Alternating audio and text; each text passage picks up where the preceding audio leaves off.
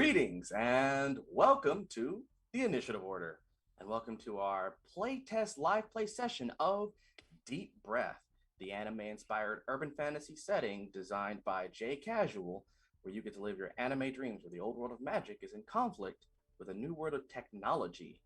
Before we get any further than that, I want to give a special shout out to our sponsors for the Initiative Order, starting with Session Zero Clothing, where you can get your D&D inspired streetwear an urban fantasy setting is all about good clothing. So if you want good clothing, Session Zero gets you started in the right way. You can use the code ORDER at checkout for 15% off.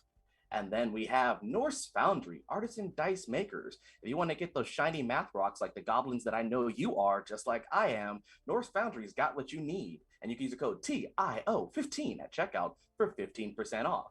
And then we have Roaming Player Gear, where you can get amazing tabletop gaming supplies by our own GotDM. I don't know about you, but I need infinite supplies to do any tabletop stuff. So this is a great resource to get all those sources.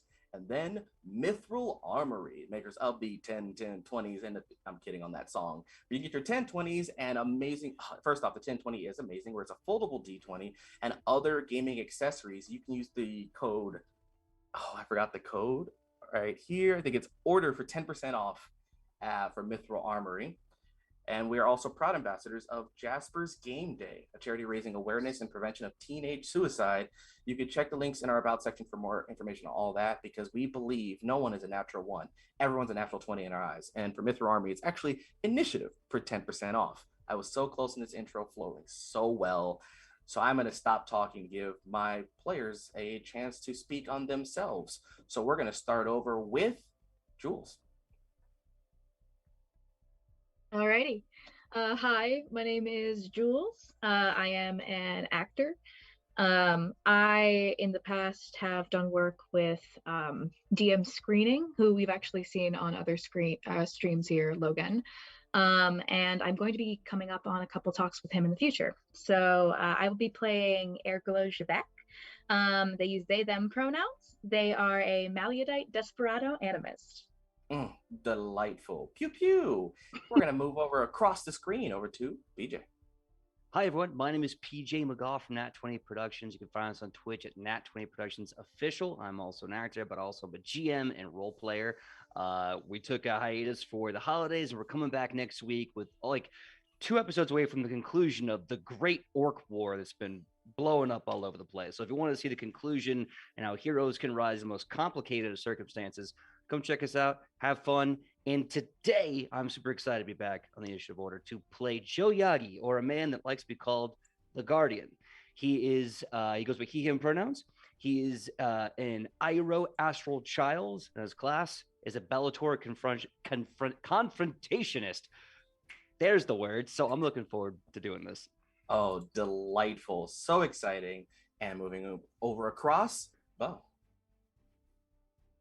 Hello, everyone. My name is Beau. I use they, them pronouns, and you can find me on the internet at Dorky Teacher, or on my own Twitch channel at Just Dorky Teacher. And you can also find me, special thing going on tomorrow night over on the Lady Dames channel for Smutty Saturdays, where we read all sorts of 18 plus stories. I am going to be playing not Yasha, who uses he, they pronouns, and they are a Maldian and an Aether-forged Vanguard. Epic. Just delightful to not Inuyasha. That's right. Moving across over to Sparrow. Greetings and salutations. You can call me Sparrow, a Black Sparrow. I come to you tonight courtesy of Fateful Encounters. So we do D&D, so they were nice enough to send me on over here, so I'm excited to be here tonight. By myself, I am a streamer and actor. You can find me at a Black Sparrow pretty much anywhere on the internet. And tonight, I will be playing Corey Madrid, but don't call him that. He likes to go by Knightdyne. He uses he, him pronouns, and he is an urban Parview conscripted. Oh, delightful. And then we're going to slide it all the way across over to Steph. Hey, I'm Steph. You can find me everywhere on on social media at Plain Ethereal. That's Plain Ethereal. I'm from a podcast called Radio D&D. It's a 1960s-esque podcast. We have a ton of fun and we play mercenaries, so check us out. I'm going to be playing, oh, I forgot to tell my pronouns. I'm Stephanie. My pronouns are she, her. I'm going to be playing a character named Tela. Her pronouns are she, they, and she's a Maliodite mercenary astral shade. I'm very excited. Oh, so enticing. And last and certainly not least, Miguel. Hi, everybody. I'm Miguel. Pronouns are he, him. You can check me out on Twitter, various other places at Miguel_Classico, where I just talk about how much I love TTRPG as a hobby and enthusiast. I do a little streaming here and there. You can actually check me out tomorrow morning, 11 Pacific. That's the one. With TTEA on their stream, Besieged by the Dead, which is a good zombie stab in time. I will be playing Ebu 13, or Expendable Battle Unit 13, who is a Dalam Vanguard Commando. Delightful.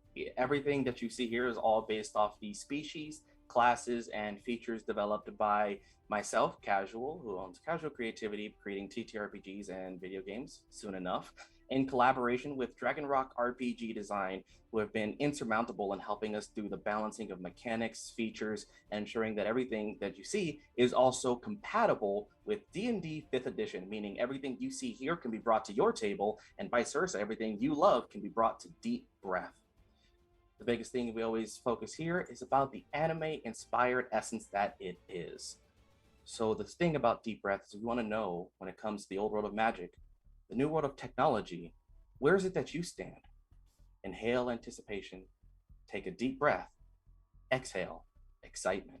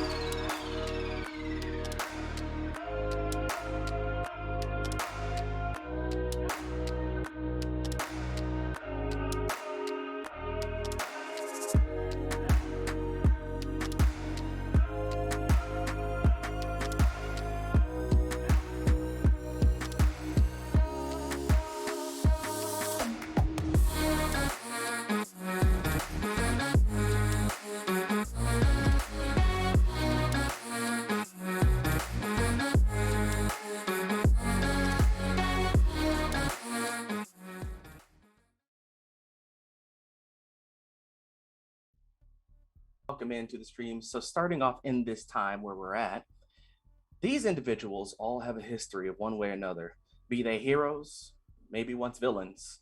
Whatever actions they did, they're on a road of redemption, renown, or recollecting things they have lost, be it memories or love. And in that, they have been contacted by Gray, an individual who has no identity other than being an AI system. It reaches out to people who need jobs, people who need contracts, contacts, or more. And they reached out to these groups of individuals for one specific task. They are seeking out a special file, one that'll be escorted by Prometheus Power, the individuals with the most amount of evocation magic to create the power generators that power Pulse City in Difarum. So in this city of skyscrapers and urban centers, our individuals are awaiting the convoy coming their way. Your scout has told you, based on all information, that your best bet is to get them as they pass Central Park. They'll be making one turn, going down one road, First Grand Road.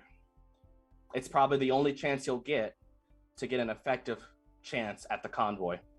They'll be going under the bridge, under the park, and in that time, there are no surveillance cameras in the city that can see them. The radio signal is minimal. It is your best chance to get them. You've been told there are two ways to do this. You can either assault them directly as they come under the bridge, or you can set to lay traps and try to catch them off guard. The question does stand, what way it'll be done? So the convoy is making its last few turns. And as you're kind of gathering under this bridge or around it, however you feel best, I want to first ask, who is choosing to be the ground force? There should be at least 2 of you who will be on the streets preparing for the convoy to approach. It looks like Notinu will be the first one to claim that, along with Ibu on the floor. So Notinu, in this beautiful afternoon, the sun has broken over the horizon. It's preparing for the set. What is it that we see illuminated by these street lights that are starting to turn on? You see a person standing roughly 5'7" with a lean, wiry frame, with a thick mane of waist-length silver white hair, short bangs, golden eyes, slit-like pupils, and claws on their hands, wearing red robes and a rather nondescript sword at their side. And on the ground floor as well with Notinu Yasha is Ibu. What is it that we see? So Ibu 13 is a shiny metallic boy, probably let's say 6'2" size-wise, a little on the larger size. Being a Dalam, his body is artificial. It's mostly metal, but there's been a lot of aftermarket work, seeing as his line of work is very explosive, I'll say. So currently he's sort of standing at a bit of a tilt because the last time he had one of his lower limbs replaced, it was aftermarket, one of those cash only no names places, not exact, couldn't get the sizing right. So he's like a little like the side. He's wearing his human disguise, which currently is like this Hawaiian t-shirt or Hawaiian shirt unbuttoned. It's like got surfing pandas on it. And these big like sunglasses with like the lenses are stars. No pants but boots, and he has a lit cigarette taped to the side of his metallic face, like right next to the mouth, like the speaker grill that is his mouth. Delightful.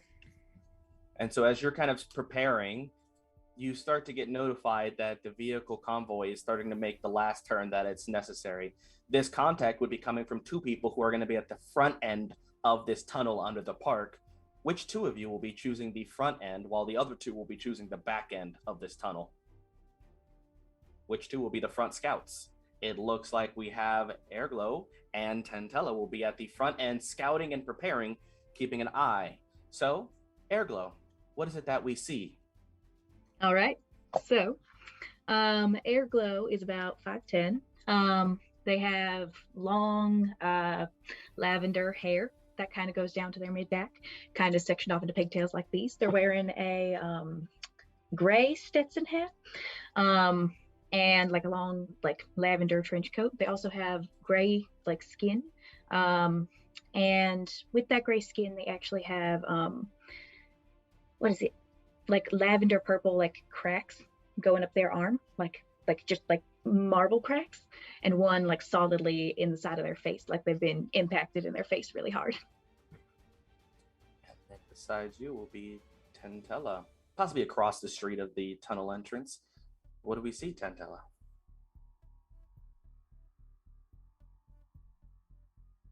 Oh no, I think you're muted. Hey, operator. Small operator error. Hit the mute button on my mic. So you see Tela is about a 5'7" Malaudite. She has this kind of milky white, almost glass-like skin, and her aura is very like ox blood crimson that kind of like exudes out of her. All of her cracks have kind of been fixed with this stunning platinum, and there are some rubies that are situated in those cracks. She has some significant ones that like kind of cross her face, but they're more like hairline. But she has chosen to fix those up as well with that platinum. She's very short cropped, silvery sort of hair, and she's in like kind of just streetwear. Like she's got like a jean jacket, like some joggers, some sneakers on. She's just very almost too cool for everything. And yeah, she's just very chill. So Tela and Aerglo, you notice as three seemingly SUVs, all seemingly the same type, black tinted windows, no license plates. However, there is noted on the middle one, there does seem to be a bit of a more matte look than the gloss, pertaining to possibly some form of armored plating, as opposed to the traditional plating on the front and back vehicles of this convoy. And as the vehicles make their way entering the tunnel, one vehicle, second vehicle, third vehicle, you watch as they go by, knowing that they are about to be enclosed in the spot that's most beneficial to you, and this report of these vehicles is sent to the back, where the exit of the tunnel is, where we will have Guardian and Knightdyne. Guardian, would you like to tell us what we see? Sure thing. You see a mountain of a man standing at 7 feet tall, easily 280, if not 300 pounds of muscle. It is almost a little absurd. You see he's got like ratty throwaway green army pants, boots tucked under as opposed to the pants tucked into the boots. And he's got this kind of really baggy black shirt, and as it kind of hangs down around his neckline, you can see gunmetal gray and hot pink kind of just eking out through that, suggesting that underneath there's a whole new costume or uniform he's trying to hide. His skin kind of has this kind of like pearlescent milky white, and his eyes just like look like starbursts in the night sky, constantly twinkling and changing. And he's got this matching gunmetal gray helmet that kind of like comes down to a point on his nose, so you can see his mouth exposed. And Guardian is kind of playing with this little keychain of like this beautiful pink wand with a crescent moon and a bunch of gems, and it's very, very Sailor Moonish. He's just kind of like twirling it around his fingers nervously. All right. And alongside with you, possibly across the street nearby, it's Knightdyne. What is it that we see? You see a very small humanoid, very dark ebony skin, not like black, but like pretty close, with some sparkling hazel eyes, long, dark colored dreadlocks that reach to about his knee, sectioned by like rubber bands, like every, couple inches or so, just to kind of keep them tight and bound. He's dressed kind of opposite of Guardian, that he's got like a very seemingly nice suit on, with like suspenders. You can kind of see the suspenders like peeking out, like just some white suspenders on a black shirt with essentially like smaller sleeves for the extra hands that peek out about at the rib side. And he's got a very like cool Carolina blue blazer on, and he is just kind of just grasping it and just like leaning up against like a park bench, like the side of the park bench that like probably catches round head level for him, and he's just kind of like keeping an eye as he's just like leaned back that way. Perfect. So as this is all happening, you all get the report that they're coming through. Notinu and Ibu, you start to see the first vehicle coming down the kind of slope into the tunnel that goes under the park. You see the first vehicle, the second, and the third after it makes the clearance. Aerglo and Tela advising of this report. Down there, you know that you can either blow the bridge, which will seal them on one side, or you can choose to go directly at the vehicle through combat, or you can attempt something a little more charismatic to deal with the circumstance. So those under the bridge, how do you respond to the vehicles making their way to your point? I mean, I'm ready to take them head on. Then tell me what you do. I'm gonna charge right for them and try to leap into the driver's side window and just get them with my claws. All right, so you're going to the driver's side window of the first vehicle. Yes. Go ahead and just give me an attack roll with those claws, as you are all kind of getting in your comms, you're hearing, all right, cameras are black. You've got 5 minutes. That would be a 22. 22. That's enough to perfectly shatter through the glass of the first vehicle, and upon breaking the glass, you're able to take note that the individual is a large, almost like an ogre-like figure with a grayish skin. It's got tusks that protrude from its jaw, a large body build figure, and you start to realize that in this vehicle, you normally expect someone in the passenger and driver's seat. It's one person who takes up pretty much the front of the vehicle. And you're able to go through, and with a 20, you're able to actually cut through and slice at him. Go ahead and give me damage. Okay.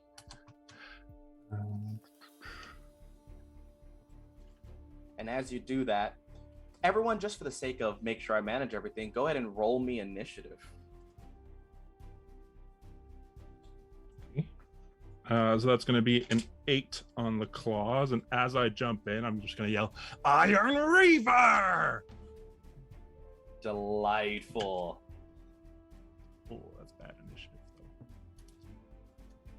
though. All right, so you're able to get damage cut through, and in response to that, you start to hear him, and just from that grunt, you all hear the vehicle's doors opening as several soldiers come out, some wielding swords and some wielding guns, but they only pop out of the first and third vehicle. The second vehicle, seemingly halted and stopped, has just kind of remained very stagnant compared to the other vehicles.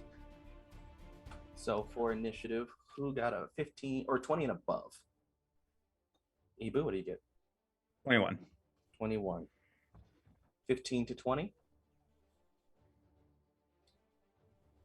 Guardian? Muted myself. Sorry, that's a 17. 17. 10 17. to 10 to 15? Knight got a 10? 10. 10. 5 to 10? All right. Notinu, what did you get? Oh, I got a 9. 9? I also got a 9. I also got a 9. Whoa! Bruh. Love that. I think we win the jackpot. That's what that is. If you turn it right? upside down. Okay. And we won. Then you get a demon, Nice. which is, perfect. So, fun thing, D&D typically tries to say who would go first based off initiative speed. In Deep Breath, we're about the narrative, which means your turns will happen simultaneously, meaning you can coordinate as you wish when we get there. The benefit is you do have another player whose initiative seems to be stacked with yours. So, Notinu, Aerglo, Tela, and Knightdyne, we will each have you kind of be able to stack your turns together as you wish to. Okay. However, with the 21 initiative, Ibu, you are the next to respond. These friends of ours, I'll call them, so I don't really know them yet. Yeah. They're coming out of the vehicle. How close together? Well, they're all, the vehicles are about, there's a 10-foot space between the front and second, and then another 10 feet from the second to third, and they seem to be clumped out because they all just piled out of the vehicle. There seems to be 5 that came out of the front and 6 that came out of vehicle 3. So they're relatively clumped if you think about it. And the 5 that came out of the front, how close are they to Notinu?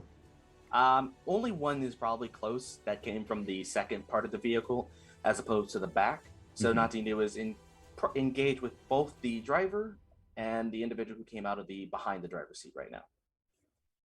Gotcha. Ibu's first instinct is just to start throwing grenades. Sort of a max damage sort of situation, but realizing he's part of a team right now and not just, I'm not going to tell you no. Ibu's limbs are replaceable, right? You go to the store, you buy a new one. He suspects Natinu's or not. So he does. He switches to plan B, right? Protocol is just like, number 2, just pulls out both his light pistols and starts taking shots at the gentleman that Notinu has engaged. All right, go ahead and give me your attack roll. Okay, so my first 2 are gonna be, it's 26 and a 21. Those are both hit. Okay, and it's a D8, so I will. First one is 9 damage. The second is math 12. And then I'll use my bonus action to also shoot with my offhand. All right, same person. Same person if he's still. Yeah. He's definitely looking pretty hurt. Okay, so that'll be a 26 on that one. That'll hit. And damage there is 11. 11. So you unleash the first flurry of shots, and you see this individual's already shaky. Your last bullet, I ask you, how do you do it? It's efficiency is Ibu's thing, so he's going torso all the way. But this one, but this one seems to be maybe a little more in charge, or you always save the driver. So he is the first to go chest. The third bullet he aims it towards the knee. Got it. Try to maybe incapacitate a bit. It's a heavy shot, and we'll call it a disarming shot, a non-lethal, if you will. They're definitely bleeding. They're definitely hurt, but they're still alive, but they're definitely incapacitated. They're not going to be further in the fight. You're able to eliminate the driver of vehicle 1. There are 5 more people from that vehicle, and there are 6 people from the back. That leads us over to Guardian. So we're behind the train, right? We're behind the vehicle. It's opening up and soldiers are pouring out? Yep, you see them coming, most of them coming from the back, except for the 2 that come from the second, because it's like a 3-row vehicle, so 1 came from each side of that, and then the rest of them poured out the back. All right. I turn to Knightdyne, and I just like a bit of tactics before I go, and I say, do you want me to rush through all of this and go right to the front, or do you want to take all these guys out together? What do you feel comfortable with? Knightdyne's mouth doesn't move, but Guardian hears in his head, go nuts, man. It looks like you've been ready for it all night, so be my guest. Oh, head talking. That's a cool palette. I wish I got that. No, I got this other thing going for me. All right, I'll see you on the other side.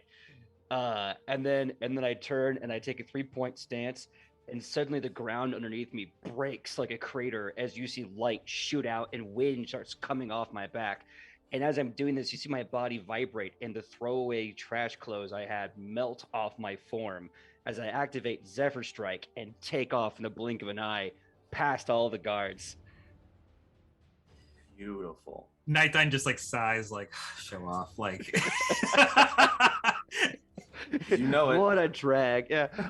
Is at the very end of their numbers, is there an officer type guy, definitely the big honcho of security or something? Not that you can tell. None of them seem to be in charge. At best case, you saw the large Mendakin that was towering, but he seemed to have gone down pretty quickly. So the rest of them seem like foot soldiers at best. Okay. Is there a door or barrier preventing me from getting further into the train? No, you can end up hitting the convoy vehicles immediately. Okay. Yeah, I'll keep Zephyr Strike. I was gonna punch someone and then just deck them, but there's no need. I'm just gonna keep flying through. I mean, yeah, you can end up making to any of the guards and try to hit them or go past them at this point. Yeah, I think I'll take my entire turn with the bonus 30 speed from the Zephyr Strike and everything else just to bullet on by. All right, so you're going past the first car. Are you making your way to the second car, third car?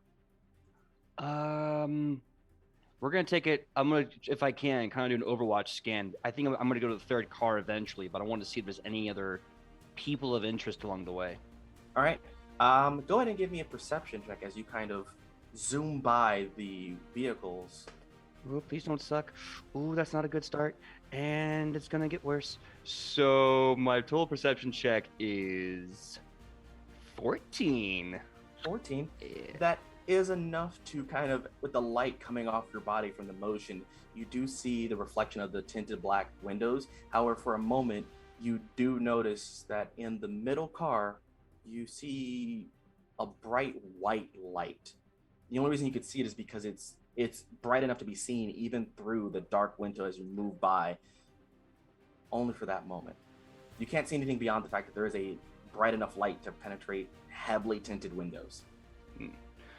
As I keep moving to the third car, I'm going to end my turn on my headset, on my mic, and I say, I don't know if we got some sort of freaky deaky sideshow happening here, or if there's a star refracted upon refractions, but be advised there may be a third party in play. Hey. And I end off the mic. All right. So you all also remember that this convoy will probably have what you're looking for, this file, whatever it may be. As it moves past Guardian, that gives us to Knightdyne and the rest of the team, actually. But Knightdyne, with a higher initiative, you decide initially what you want to do. So Knightdyne kind of like walks into the middle of the street and reaches into the pocket of his blazer and pulls out like a small like wrapped piece of candy, pops into his mouth, makes kind of like a little sour face, like and then with his other hand, his other top hand, pulls out what looks like a Nokia phone, and then kind of just like glances at it and just starts like pressing buttons for a second, and then like aims it forward and casts acid arrow at the first car, like trying to hit it like right in that grill area. All right, go ahead and give me your. I believe it's an attack roll for acid arrow. Mm-hmm. Yep. So give me an attack roll against the vehicle. That is 25 to hit, please. 25 is enough to pierce the thick plating of the grill for this vehicle. Go ahead and give me the damage for that. That's going to be a 5. Oh, nope. Hold on. Make sure I'm doing this right. And it does acid damage, correct? Correct. I lied. It does 17 damage. All right. And the acid is strong enough because his vehicles take more damage from acid, such as these ones. So it's going to end up taking 34 of that as you see parts of the drip underneath the vehicles. The fact that this engine block has been eroded beyond repair at this point, seemingly so. This vehicle is currently and ultimately disabled. Anything else you'd like to do? He kind of smirks to himself, and right. he moves a little bit to the right in case like one of the cars is going to try and squirm around, so he has time to get out of the way, so to speak. All right. So that's a solid step. We have one vehicle disabled, one member of their gang disabled, leaving us with Notinu, Aerglo, and Tela. Just for the sake of semi-organization, Notinu, what is your dexterity? I believe it is a 15? No, 16. Aerglo? Plus proficiency? Just raw dex. Just want to know your dex score. Plus 2. It's a 14. 14. And Tela? It's a 20. Damn. So Tela, in this group of 3, you can coordinate if you would like to or act independently. I would like to attempt to coordinate. So I will look to Aerglo and Notinu Yasha, and she's got her gun, she's got a rifle, and is like, any idea what you guys want to do? I'm planning on blasting the driver of the second vehicle since our friend took care of the first one. I'm spinning 2 pistols. Let's go. Similar idea. Anytime you want to get in here is fine by me. Are we on top of this bridge? You're at the front area of the bridge right now. So, Like just the 2 of us, like just standing there with guns. We're ready. I feel like a cool back-to-back moment. Oh my gosh, yes. There's a very cool back-to-back moment. Yes. Very like Cowboy Bebop leaderboard, Judy and Punch moment. So there are several targets for you to shoot. Yeah, I'm going for the driver of the second vehicle. Driver second vehicle. All right, Yeah. so Tela, go ahead and give me yours while you roll that. Aerglo, who are you shooting at? Are there like whoever's closest to me? I'm gonna be honest. Is there actually? Sorry, my brain's working weird. What car was it that Knightdyne disabled? The first vehicle, the front. First vehicle. Is there anything like particularly close specifically to that second car? To the second car, it seems to be the one that's the furthest distance from the other vehicles. There's no soldiers around it. It seems to have been the most unresponsive. It's not driving, it just stopped, and it's sitting there idle. All right, so I'm actually going to just focus on anyone near that third car. Okay. And I'm gonna shoot at any particularly odd-looking targets. Got it. Go ahead and roll me your shot at one of the targets. And Tela, what did you get for your shot? That'd be a 27. And that's to hit vehicle 2? To hit the driver of vehicle 2, yes. Okay. As you do shoot, you see the bullet seems to fly towards the vehicle, hit the windshield, and seem to hit this translucent barrier. The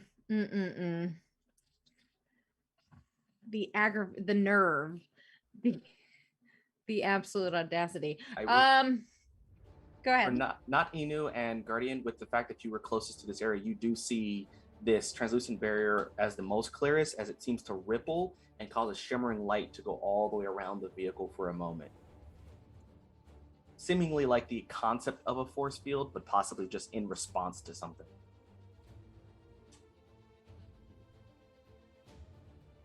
All right, and- Oh, I'm sorry. Go ahead. no, what if you're gonna do something else? I was just curious if there was.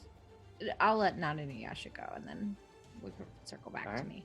Aerglo, what did you get for your shooting one of the other people from vehicle 3? I got 24. 24. That will hit. Go ahead and give me damage for your shot. Yep.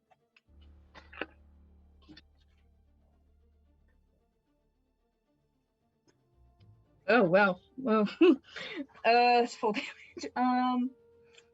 So I believe just on the math. Sorry, I'm working on the guns again. You're good. I add, just to confirm, for the pistol, I add. Dexterity for the ballistic weapons. Yep, but because of the Desperado, it's actually wisdom. Yes, you can use your wisdom instead. Cool, great. Wanted to check it. So it's gonna be 12. 12. All right, on one of those soldiers, you notice that 12 is the shoulder drops, seemingly buckles from the shot. Clean shot, and that's one less soldier around. Nice. And with, I get multi-attack as well, correct? You do. As Cool. Yep, you have 2 attacks plus your Yep. bonus. Can I shoot car that's not disabled? Can I shoot wheel? Yeah, the wheel of vehicle 3. Okay. Yeah. Go ahead and give me that. That's 23. 23. That's enough to shoot the tire. Give me damage just in case. Yeah. You're not going to believe that that's another 8, but that's another 8, so that's another 12 points of damage. That's enough to penetrate that tire, pop it, and you can see as the vehicle kind of slumps its way downward on that tire. As it's not enough to just pierce it, it like kind of blew a hole in it and all the air's out of it now. So it's definitely one disabled tire. Vehicle 1 is disabled engine. Vehicle 3 has a bad tire, and vehicle 2 seems to be guarded. Do you have any other actions, Aerglo? I can do a bonus action. I'm just gonna go up to one more person and punch him. All right. Bonus action unarmed attack. Go ahead and punch him. Bastards 20, Yep, that'll hit. and then that's 1d4. And because of corrupted touch, can I add the d8s? That's right, because you can add a bit of damage. You only be able to add it once if you're doing an unarmed strike, as if you don't use your action as a. So yeah. Perfect. So it's gonna be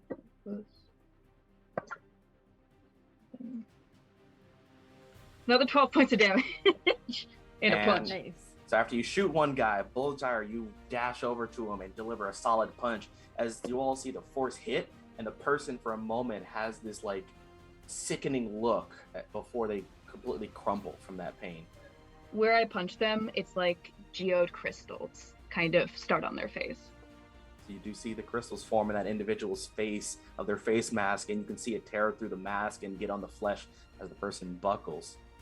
That is another individual down. I believe that'll be it for you, Aerglo. Notinu, Yasha, it is your turn. All right. Dude. How many are left? So there are still 5 by the front, 4 on the back. All right, I'm gonna jump off the door that I was holding on to, and just dash towards the nearest person that is closest to me. Kind of doing that classic anime run. Yo, all right.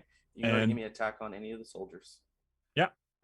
Do a leap and another Iron Reaver, and that is going to be a 25 to hit That'll hit. with a 7 to damage. Okay. So I'm assuming it's still up. Still up. Yeah, so I'm gonna go with the second claw attack then. Got it. Soul Stealer! important to Ooh, name less your good of moves. a roll. That is a 12. A 12 does not hit. I do not have any bonus actions, so that's me. It's All just right. running up and slashing. I So- actually do have an extra attack I forgot about. Because I Right, only give me- attacked once. So is there anyone that's close to Aerglo or Notinu Yasha that I could possibly, within 5 feet of them, that I could, hit with my rifle? There would be the one in front of Notinu Yasha, since Aerglo did crystallize their enemy. Yeah, so I'm gonna go and try to hit the one in front of Notinu Yasha because I want that sweet damage. Okay, all right, that's good. Yeah, a 26. That'll hit.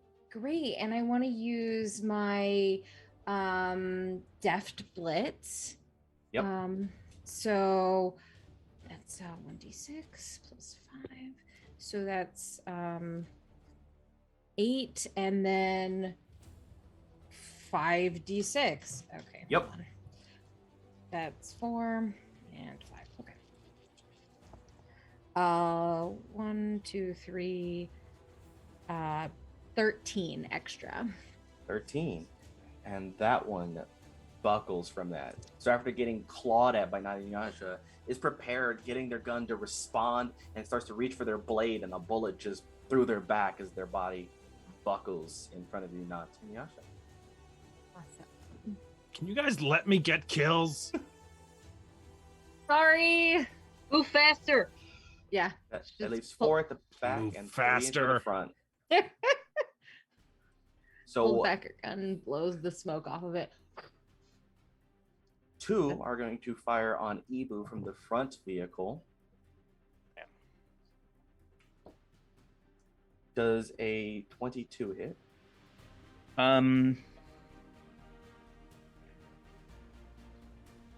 Yes. I had to decide if I wanted to do something but no. But yes. And that'll- does a 19 hit? So for that one, I would like to use my reaction and my hold on, I have it written down. The name. My lungs. My forged lungs to expel my aether infused air and cast shield. So that second one would not hit. All right. As my AC goes up to goes to 22 with that. Got it. So then you will only take from the first shot, you're going to take 22 points of damage as they get a solid high caliber round into you. Yeah, they do. And then that leaves one that's going to rush over to Notinu Yasha, wielding an axe as he drops his gun, it slings around, pulls out his shield. Notinu Yasha will a 17 hit. That will hit. All right. You are going to take 14 points of slashing damage. Ah, bastard. And I need you to make me a con save. Con save. Well, that number is very small on my character sheet. Hold on.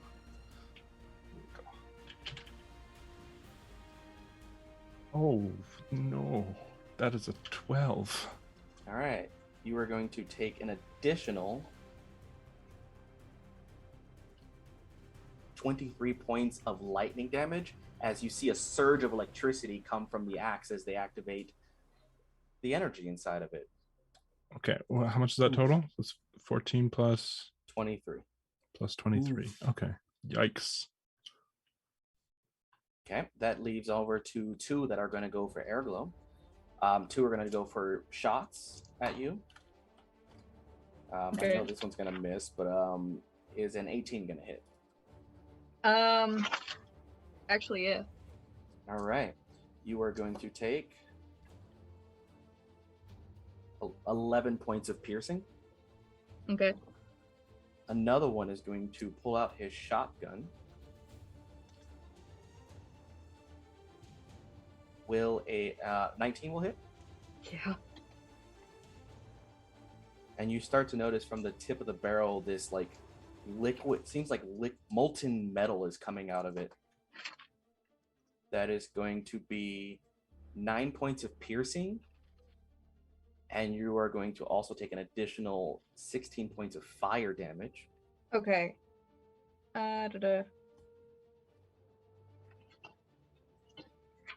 Perfect. Actually, would I have had to say deflect missiles before this? You want to deflect missiles before that? Yeah. You can deflect missiles in response to the bullets. Yeah. At least the second one, because that one's not fun. All right. How much are you? So, what it was 9 plus the 16. Mhm. So that's 25 points of damage coming your way. Yeah. So I'm gonna. I have to roll to catch it. Mm-hmm. Because it's reduced That automatically is- by your level and dex, so that's 15 at least. Yeah.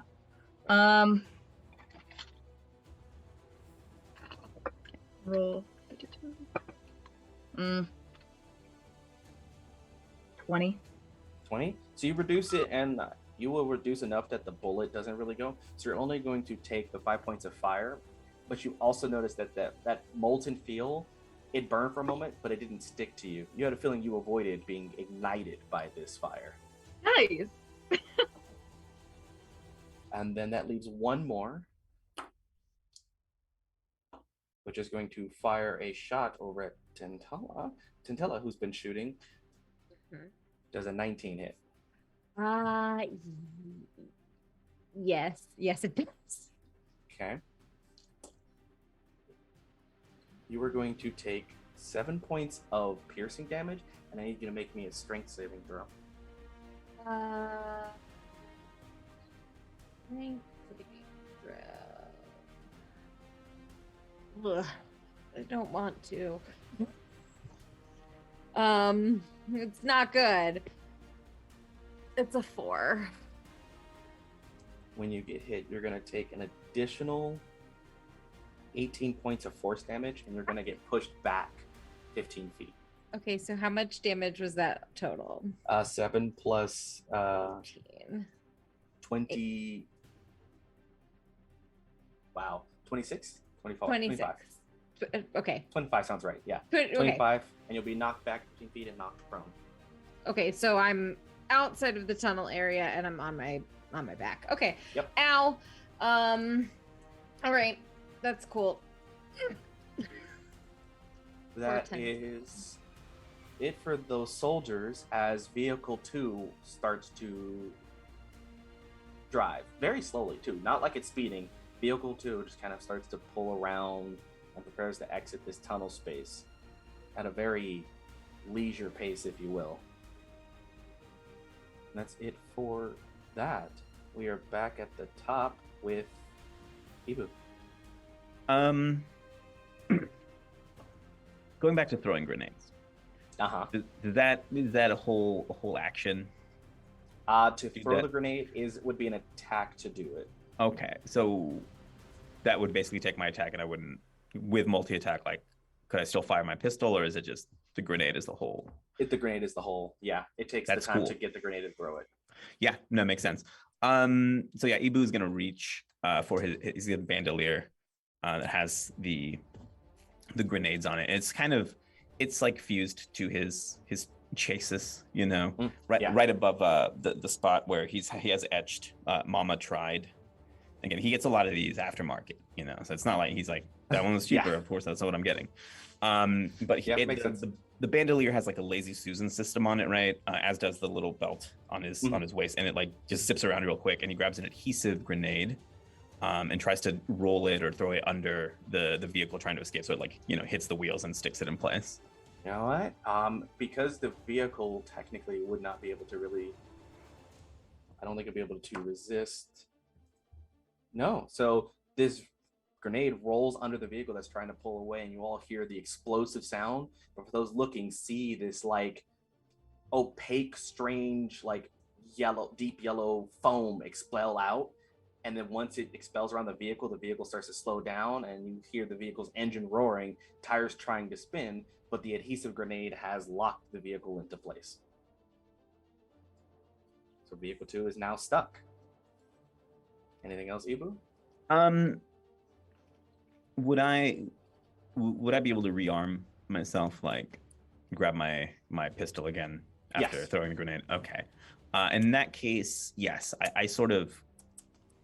I realized first that up to this point, everything that I've been hearing via comms, I've had on speaker, so it's been coming out of Ibu as well.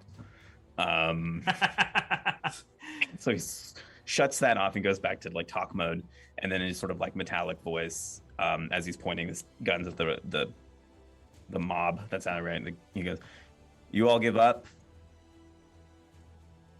Be cooler if you did."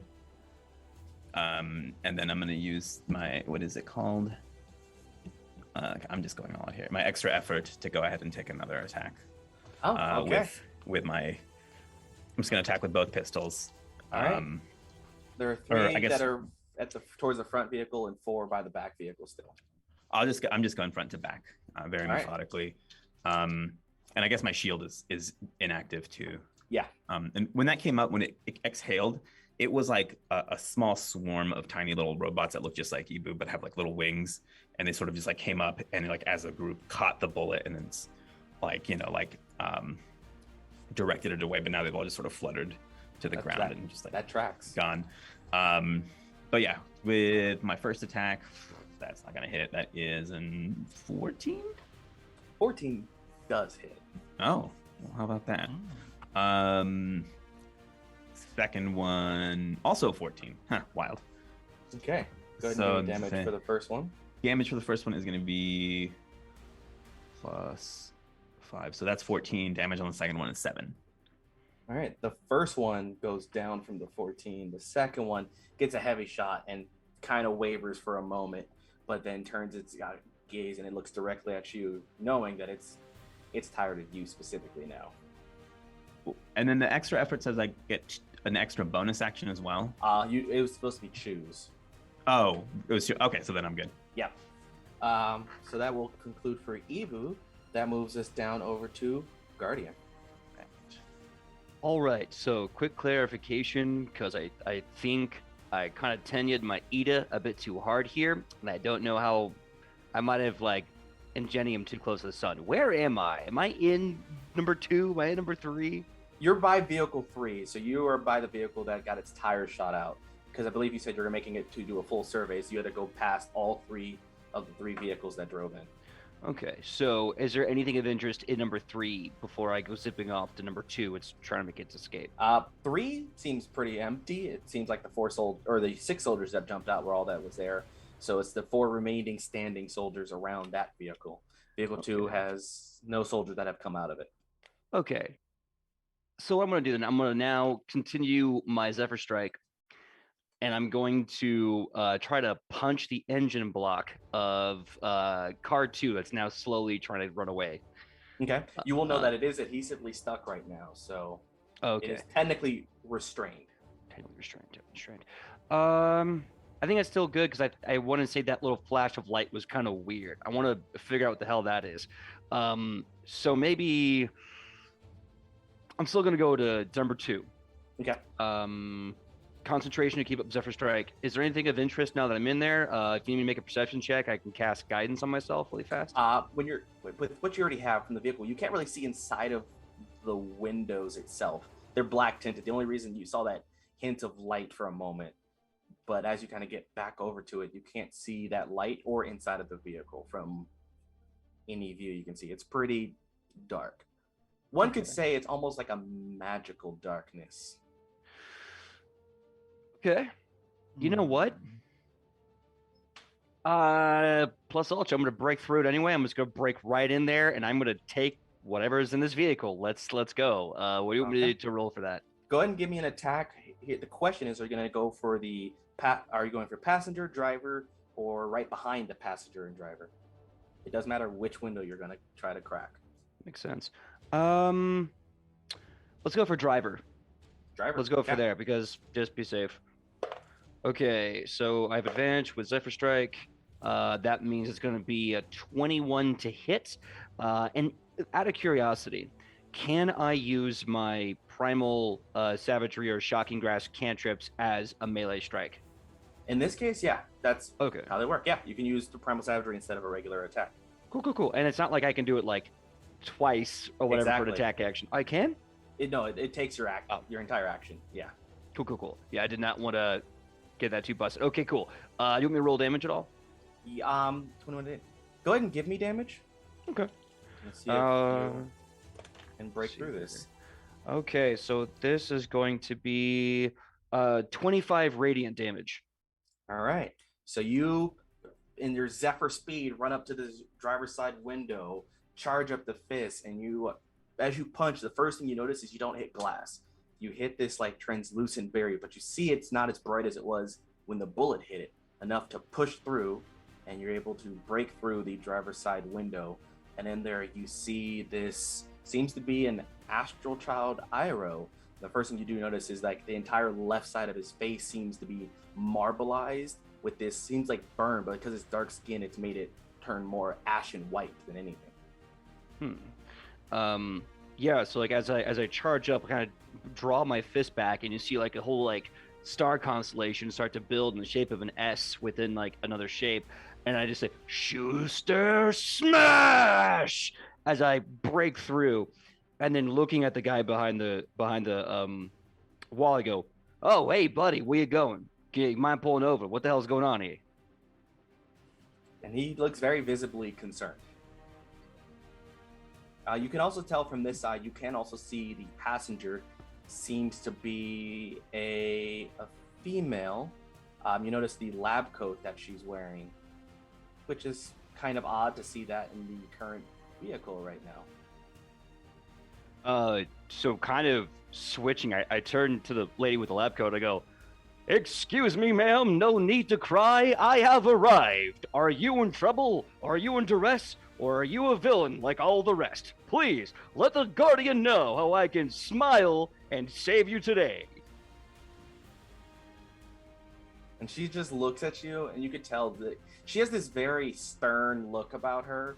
She is not in the mood to deal with anything, and even your response hasn't altered. She just looks at you, just takes a deep breath, and just looks at the other guy who seems to be the driver in just frustration towards him.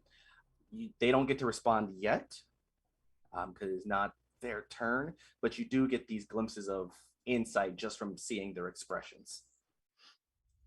From there, everyone go ahead and give me a perception check.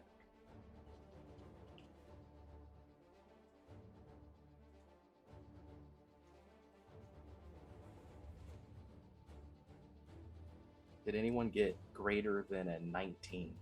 I got a 19. 19, okay, and then looks like Tela got. I have to do a little bit of math. I have a 20. 20, okay. That is perception. 22. And was that a 23 for you, Guardian? 16. 16, got it. So for those that got a 19 or better, you do start to notice this strange refraction of light as it's walking down along the street, making its way where the vehicles were headed. It's kind of heading towards the vehicles. This refraction, almost like it's turning light away for a moment glimmer. It's kind of like that essence of seeing camouflage, but as it moves, it takes a minute to adjust. You take note of the glimmers that seem to be off-putting. That's for anyone who got a 19 or better. And that's from like behind us, basically. Yeah, that's coming from where Knightdyne would be the first one to hit. It's coming from that side where Guardian and Knightdyne were standing. Okay. Then after that, it does get over to, well, it is Knightdyne's turn first. Hey. Jay, can you let me know how many soldiers are still out and about? We have 2 by the front vehicle, 4 by the back vehicle. Okay. Knightdyne's gonna kind of like try to hide a smile after the thing that Guardian said, like the big performative bit. Like he's just like, oh boy, okay, here we go. And he's gonna kind of start like walking, not like cool, casual walk. Like he's gonna move pretty quickly, but he can only go about 25 feet. So he's gonna get as close as he can, but still try and stay like, you know, in near general cover. So if the soldiers are behind the vehicle, then he's going to try and make sure that they got to maneuver. Yeah. But still like trying able to like shoot at them. He's going to reach into his pocket, and then he's going to like turn his like not Nokia phone over at like this like little cube that he's got. And then it's just going to go boop, and then he's going to toss it. He's casting Chromatic Orb at these fools. They are Yeah, give me just sugar. Hashtag Nokia powered. Yeah, not Nokia. That's an 18 hit. 18 will hit. And they are also going to enjoy some acid to the tune of 12 points of damage. All right, so that does eliminate that one immediately. So there's one left by the front vehicle and 4 more by the back vehicle.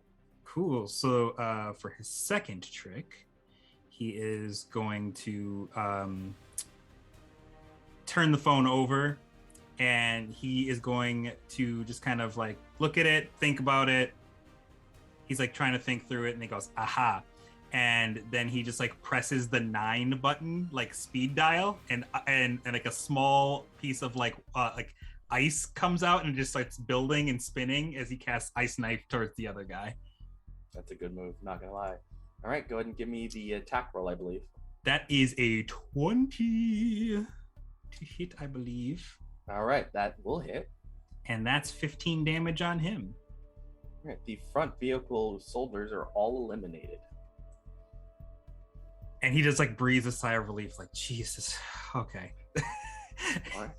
And you have eliminated those 2. There are 4 more remaining by the back vehicle. Is there anything else for you, Knightdyne? That's it for me. All right, that leaves us down to Tela and the others.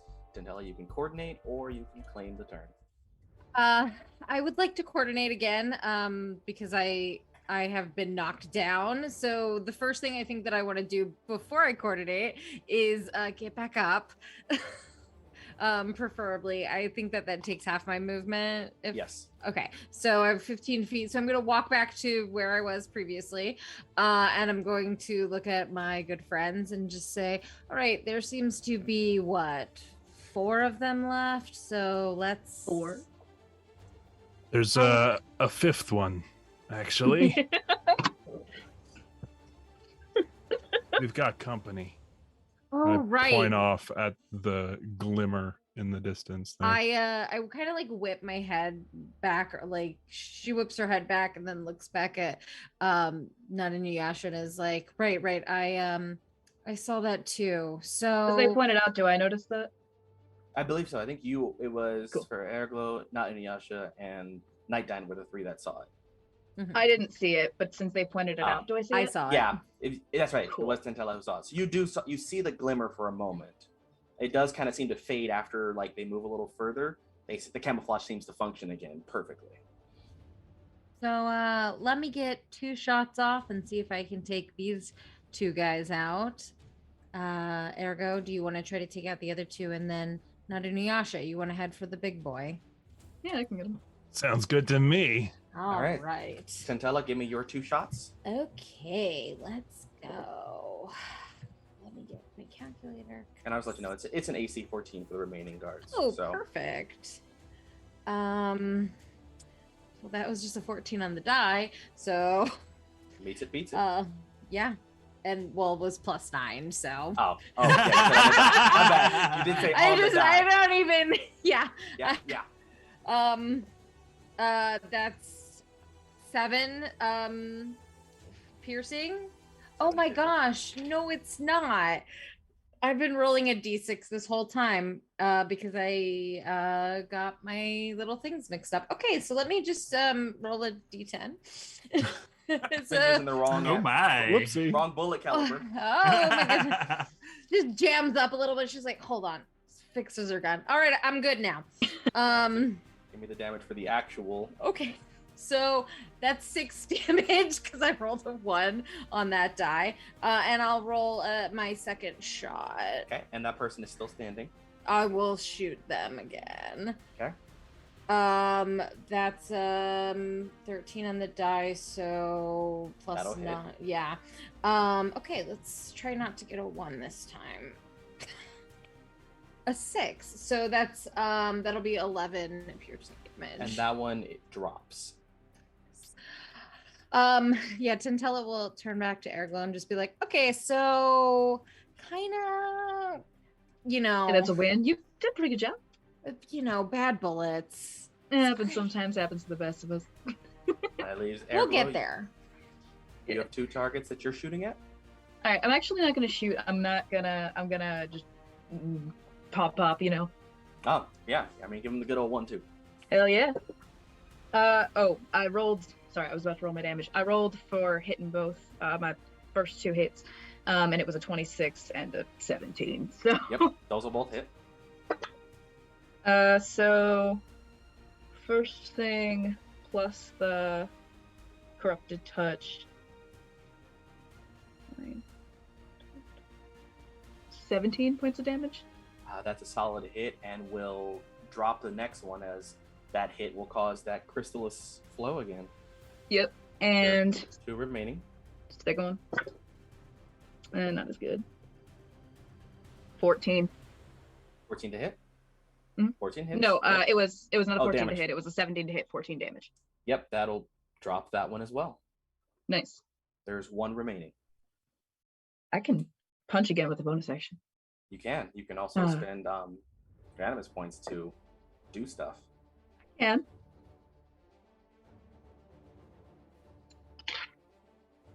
I'm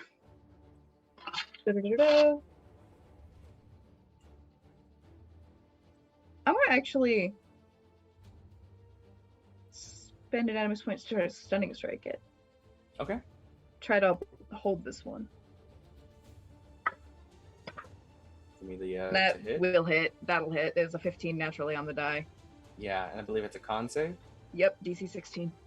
They rolled a natural 20. Ah, Oof. shit. That's gonna be my only natural 20 for the day. I know it. Well, I'll still punch him.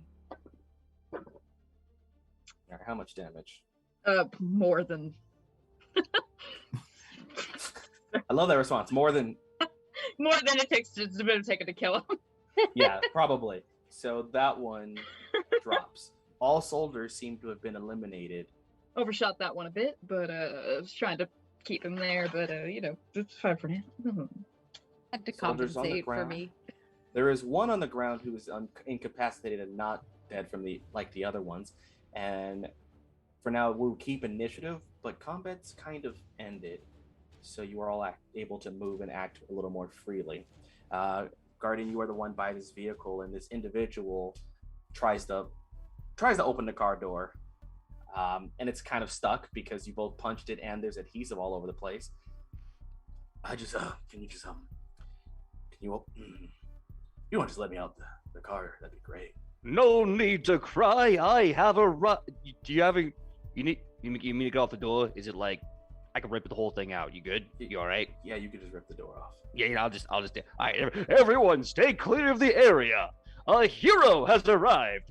No, but seriously, like, glass is kind of a liability, and in this economy, am I right? All right, everyone, just cover your eyes. All right, and I grab the door, and I just, hit and rip it clear off the vehicle.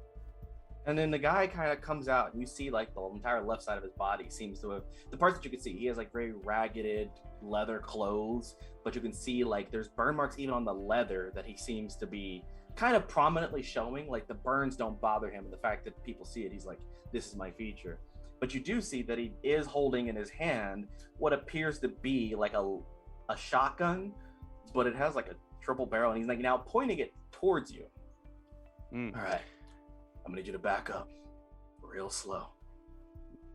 Oh, well, now I'm gonna ask you once nicely. I don't believe that gun will be necessary, and I just want to have a few answers, maybe some data, and we'll all go home happy as can be, with a smile on our face. And as this individual is holding this gun, Tela, you actually start to recognize this individual. Oh. Was once a very cruel smuggler by the name of Corson. Someone that you've encountered at least once before. You know that he's pretty conniving and annoyingly clever. Yeah, I start to approach as I see him, just kind of not necessarily stealthily, but I would say like with caution. And I'm just sort of watching him. I'm still holding my rifle very surreptitiously, kind of ready to go at any moment. And Tintella is just, it's almost like an animal that is about to go for the neck of the prey. And she just says, she's like, Corson, it's been a while, hasn't it? No, you're involved with this. That explains a lot. Does That it? Well, I mean, I got away last time. I'll get away this time. It's what happens. I don't think so. I'm gonna like cock the gun and point it at him. Like, come on, just drop it. Just if you really think you're gonna get away. And you see him like, and he like drops it, and you hear from the car, "Damn it, Corson!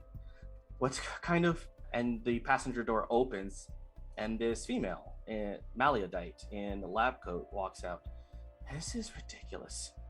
I have work to do, and you are impeding my progress. As she like walks around to where Corson is, ignoring all of everything to go open the door behind Corson, ignoring everyone with guns. For you, Aerglo, you recognize this individual. I knew it. You didn't expect to see your sister in this moment.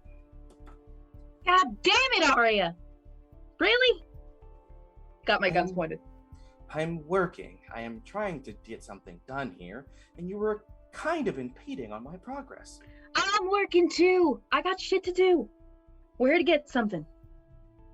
Yes, I can assume that you're looking for this. And she opens the door behind the driver, and there you see an individual, seems to be an armed guard, holding this metallic female form. And he kind of looks over, and she's like, out? So he comes out, dragging this seemingly partially manufactured body, one that also annoyingly resembles someone that not Inuyasha, thought was dead. A manufactured body of a long-lost lover? EQ. You're alive? And you see her head look at you, scoff, and go back to looking at everyone else. And Notinu is just gonna like run over and be like, "Wait, come back!" And then you see like the guard has a gun held to like the head of Kikyo. And then Arya, doesn't matter. You have maybe 10 seconds to get out of here before, well, Before what? happen. What's bad things? Oh, and you see her roll down the lab coat, look at a watch, and she starts counting down. 10. 9. Now hold on a second. I'm gonna pull out my sword, and as it pulls out, you just see this yellow flash of light as this sword that seems to have been more katana sized pulls out as this ultra long sword that is about the size of Notinu. Whatever you're doing, you stop right now. I point the sword towards her. It's nothing I'm doing. And then you even see Corson kind of look over. Yeah, this is going to go pretty badly. I thought you were going to be able to get out of this, Corson. I thought it was just so easy for you. Come on. Tentella is just getting closer. She's pointing, even though she knows that like firing her rifle at this close of range will just not be great. She's like almost wanting to get as close as possible to Corson to kind of like push it into his, like shoulder. Can I make an insight check to kind of figure out, are they afraid and who or what they're afraid of? And is this related to the shiny man that keeps coming and going? You can give me insight. Anyone who wants to can determine what they think is. Ooh, yes. All right. Check this out. That is a total of 21. 21? All right, that will be high enough. So I'll say a 16 or higher will let you determine. They don't seem scared of you guys at all. Arya doesn't seem bothered at all. Neither the guard, out of all the people, the one holding Kikyo, seems to be the most. You can actually see him shaking a bit, as Corson kind of is like confused but confident. Can I, instead of an insight, can I do perception to see if I can spot invisible friend? You can go for it. Let me roll Nope. something. I did not. Okay. did not spot them. I'm distracted. Now, to my understanding, everyone except for Knightdyne and Ibu have gotten close. I believe you two are still kind of hanging I was back. actually gonna ask if I can sneak around the back, just to the back side of that first car, because they're obviously like everyone is like looking this way, so like just like being back here. I don't want to get too close. I don't want to get too close, but like just enough that I can do something. Okay. So you're holding something, or you're gonna do something? So he's gonna kind of like push back his blazer so that his like hands are like on his like hip bone areas, and his sub hands are gonna start like working with a smaller, like not like it's just like a set of smaller flip phones, and he's gonna cast minor illusion on Corson, because what he wants Corson to hear is like something in the car, like the sound of like something going wrong in the car, like a beeping sound or something. Like the beeping of a grenade. Got it. It sounded like a beeping of a primed grenade behind him. Definitely respond in panic, because Corson definitely is not comfortable right now. Just want to clarify, Ibu, where are you standing? I think Ibu would be like slowly approaching, but not wanting to get too close. Still, kind of doing a threat assessment of the situation. I think as soon as he saw, or once he processes seeing someone holding a gun to another person, right, puts away the two light pistols like to go down. I'm assuming his whole thing is like kind of like a Mass Effect situation, right? Where he pulls out a gun and it like all retracts and gets bigger. So he puts these two away. The little Lazy Susan belt spins around as he says Jeffrey, and then is able to pull out and kind of like grab a long rifle that has like a charm on the holdy part. You can tell I know gun. You can tell I know guns. Yeah, the holdy part. I know. Yeah. The hold and squeezy. I think it's called. Part. Oh yeah, but that is. It's like it's like a charm on an old cell phone, right? It's just like a little skull with like sunglasses on it. And he shoulders Jeffrey and says to the guard, "Good cop mode activated. Don't do it, friend. You have too much to live for." Negotiations initiated. I will need everyone to give me a dexterity saving throw. Oh no. Can I use evasion on this? Evasion will count, so go ahead and give me your roll, and evasion will count. This. I have a negative modifier to this, so here we go. I got a 19. Okay. Wow. I don't even think I need it. I got a non-GMO organic 20. I got a 28. Oh wait, organic 20? Non-GMO organic 20. Oh snap! Organic. Nice. All right, so we're gonna give you an extra on this. The DC for this is actually pretty easy. It's a DC 14. Okay. You got greater than 14, you succeed. So who failed? I rolled a natural 1 for total. Oh I got exactly a 14.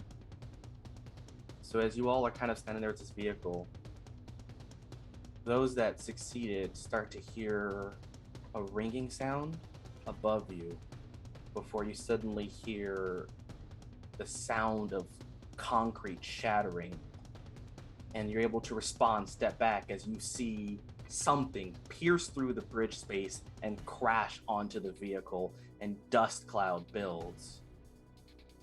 Those that failed are actually pushed back 15 feet and knocked prone from the pure shock of the force of it. Those who succeeded were able to resist. However, Evo, since you got a natural 20, you actually do notice a strange figure in a full adorned, just a full suit, and not like a battle suit, like a 3-piece suit, land feet first like a pencil onto the truck, and then step forward towards the rest of the group. As the smoke clears, you do see this individual in a suit wearing a very lucrative mask. It's seemingly blank black with red markings across part of it, blue on another part, green on another. No mouth, and only one eye. Most of you don't recall what this mask signifies.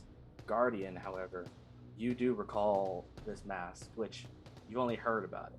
You've only seen it in your father's notes. This is the mask belonging to his rival, the armory. Someone who is a myth in most cases. Getting up from the explosion and still my body vibrating, I'm trying to maintain Zephyr Strike. I don't know if it's been a minute. If it has, then it will probably fade off. Now you've got like 12 seconds left. Okay. So I look at him and I just say, I knew there was a third party. All right, everyone.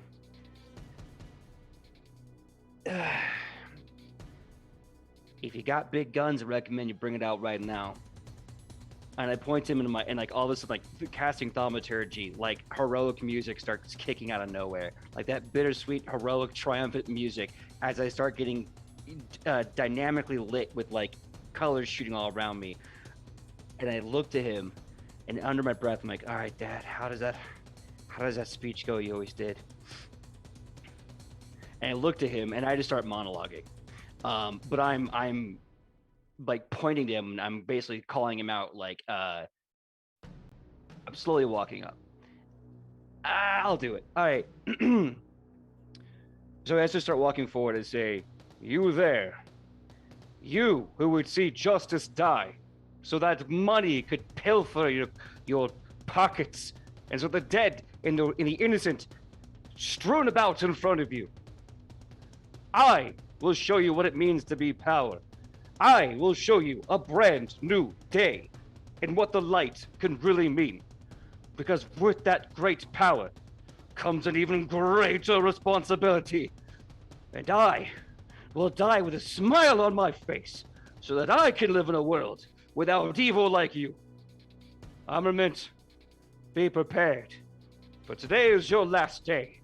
And in the name of the moon, I'm gonna fucking punish you. That one's for you, Mom. And with that, I activate Holy Weapon. My body starts to just, like, light comes out of my body, and all you see, like, a giant crater as I just start charging up with all of my might. You see stars in the night just connecting like a network of infinite heroes that have died before me and Sailor Scouts that will live long beyond me. And I just grip a living star in my hand, and I turn and I say, everyone, this is your badass moment. I say we show them what it means to go above, beyond, ever forward, ever onward. And I take off and I shout, Excelsior Smash! As I try to just pound Arsenal's face from the front to the back. Go ahead and give me your attack. All right. Monologue moment. What can you do? Okay. Everyone gets a monologue. It's anime. Yeah. Okay. So 23 to hit. 23 will hit. Okay. I gotta do so much math. I gotta move things around. Coffee's kicking in. I'm super hype. Where's my other D8? Okay. And I'm going to burn another 5-level slot to do the ability that the Bellator has, which is called Empowered Strike, which does an extra 1d10 damage per spell level, maximum 5d10. Yep. So I'm going to add another 5d10 to the strike. 1, 2, 3. I got to get more out of my sack. 1 second. I got to get more of my big old sack here. So he's going to, as you all see Guardian go through this speech and prepare to unleash believably a devastating strike upon Arsenal, who has arrived. As Corson is dropped to the ground in a not fetal position, but cowering, hand overhead. Arya appears still, remains completely unfazed by all that's happening, while the other guard has let go of Kikyo and is like cowered behind the vehicle to not be seen by Arsenal. Is Arsenal like, can you just real quick review where, like, is Arsenal in between us and like those people, or are we? He's kind of like behind them. So if you there's him, and then like Arya's to the side, Corson's on the ground over there, Kikyo's clear to Arya, and then the guards on the other side of the vehicle, opposite of where Knightdyne is currently kind of hiding. Mm-hmm. Okay. All right. So my fist is imbued with holy power. My whole body emits bright light in a 30-foot radius and dim light for additional. I'm a 60-foot Roman candle right now. Yeah, you are. Yeah, buddy. So this is gonna hit for 7, 8, 14, 20, 27, 34, 44, 59 damage. 59 radiant force damage. Got it. So this punch is delivered hard, and you see the punch hit the mask, and you even see as the individual stands there, push back maybe a half an inch as the ground beneath them starts to create a crater, the force pushing deeper and deeper. Enough force to cause blowback to cause most debris to be thrown away.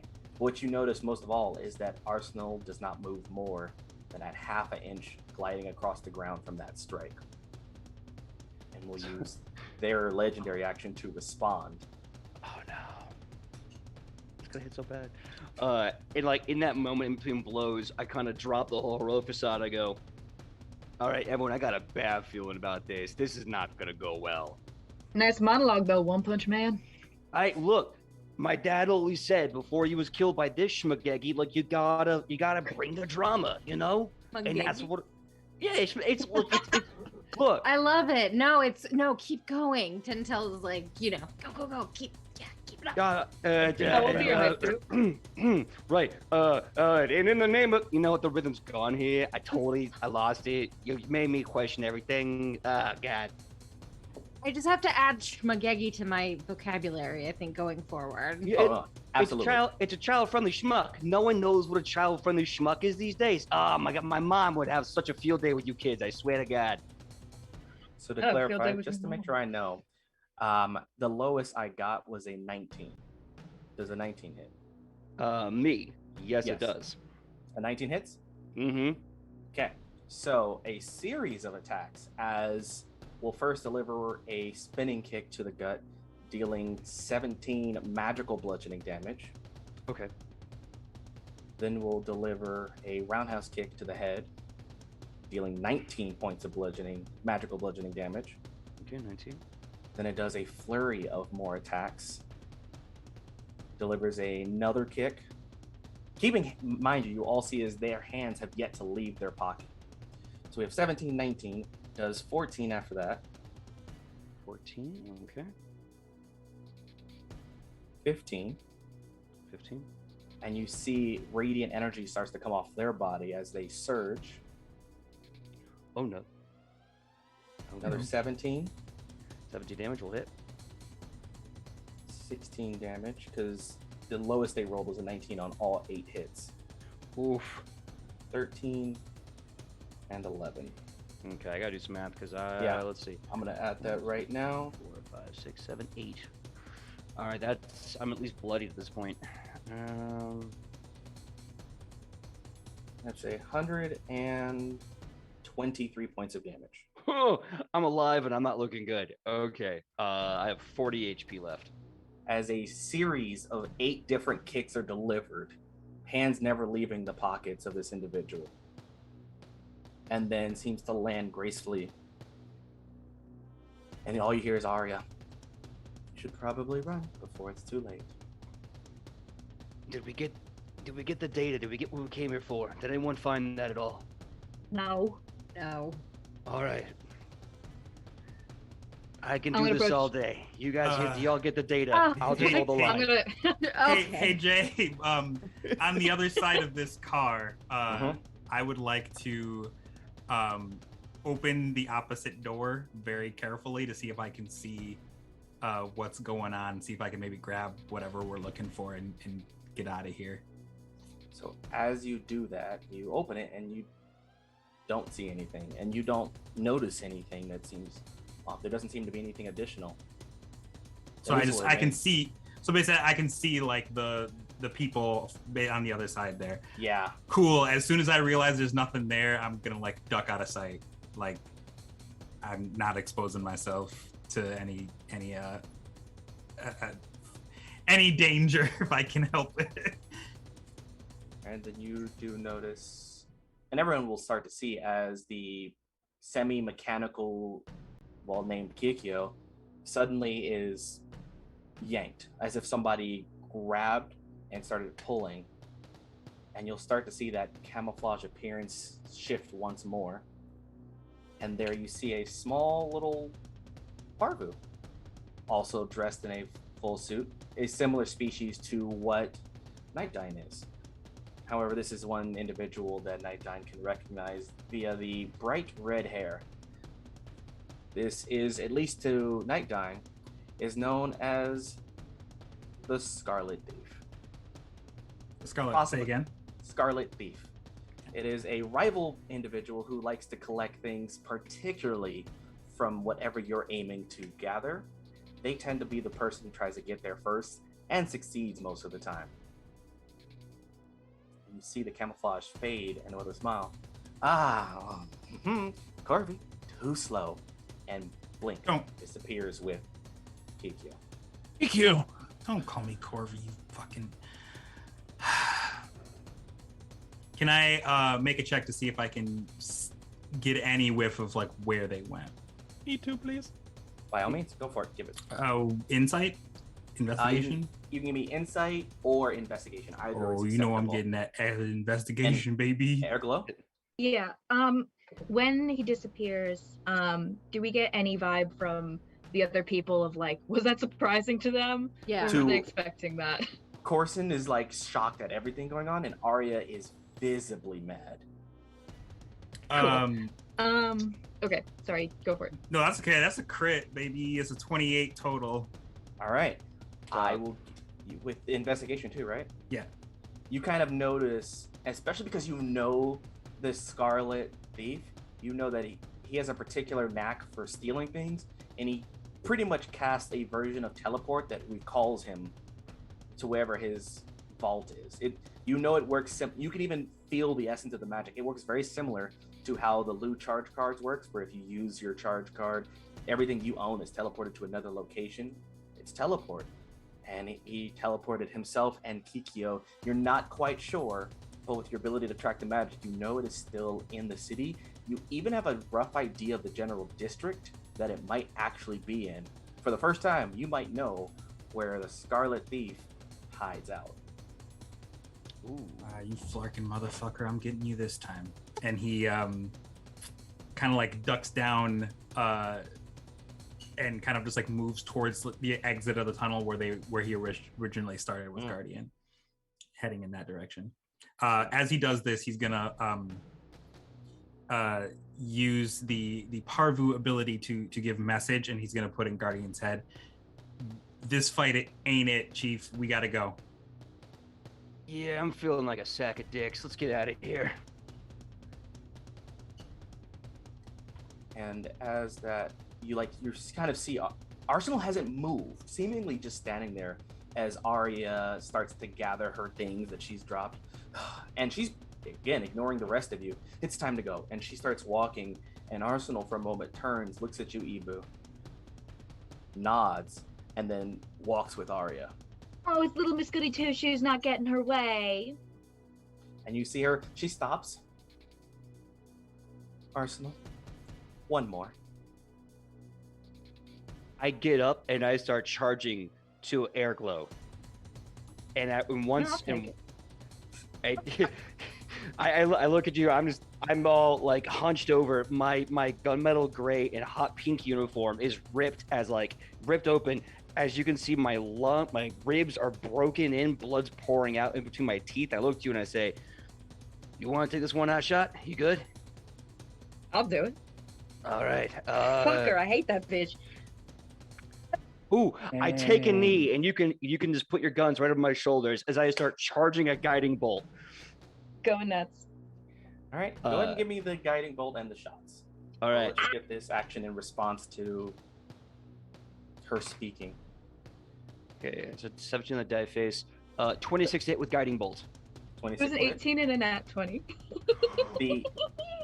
The 18 will miss, but the nat 20 18, there's pluses to it. Sorry, I was saying the natural dice. No, these are some good shots, and that'll do damage. Yeah. Right. Can I? Because I can do. 128. Actually, I'll try to stunning strike this one as well. Can I say it Yeah. afterwards? Cool. Yeah. You can do stunning strike. As long as you hit them, you can then try to do stunning strike. Yeah. All right. I will try it the one time. All right. Do you? No, you're good. You don't need advantage on any of these attacks. You're good. Yeah, they hit pretty well. Yeah, they're all solid. So let me know what this damage is. For me. You want to go first? You said the nat 20 is just the max damage. It's max right? damage, and then you roll and add that to the max damage. Yes. So whatever you optimally can do max damage, and then you just add the roll to it. Amazing. Okay, so that's. I do my math right? Yeah. 22 and 15 is 30. Okay, so I'm doing 37 radiant damage because the holy weapon should be a part of this as I shout Kirby smash. Alright, and then Aerglo, what do we get? I believe it's then plus what I roll.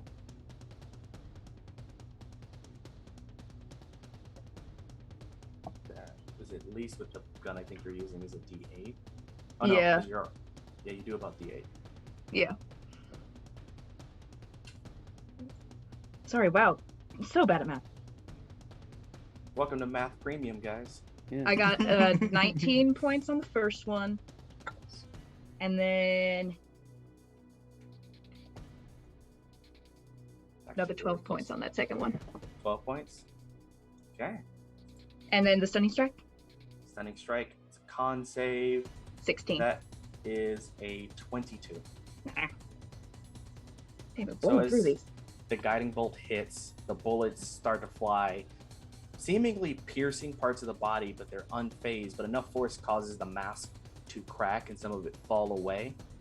And it is going to deliver its response as it then removes a hand from the pocket, and you see these floating spectral weapons, like almost an arsenal of choices.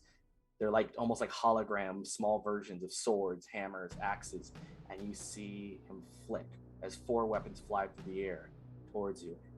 And almost in a flash, you see him teleport to 1, and all of his attacks are going to be focused on Aerglo. The lowest being, that's a 26, a natural 20, Oh, a 28, and a second natural 20. Oh my. guys, if I have to leave this stream right now. I will bring you back. No. It was worth it. I got to say something cool to my fucking sister. All right, so Well, that it. I'm trying to remember. Do I have any reaction abilities that I'm forgetting with the Bellator? Off the top of my head, not as a confrontationist. You're very direct in this. It's action oriented. These are missiles, right? There's technically they are the flavor for their Eldritch Blast. Alright, then never mind. So that is going to be Here we go. plus 20. That's going to be 88 points of Oh! force damage. That would one-shot me. Yeah, I have 77 hit points max. Okay, yeah, you were definitely immediately knocked unconscious as the weapons fly. It teleports, taking a hammer and smashing, and then its body disappears, teleporting to the sword, stabbing, then teleports to the glaive, once more slashing, and then teleports to the greatsword, bringing it down. None of the damage seems physically apparent, but you feel them as if the blades actually cut through you enough to drop you. The hat like flies off the head. They like fall slow motion, and like crystals start to crystallize from all of the like wounded areas, as if like they're slowly turning to rock.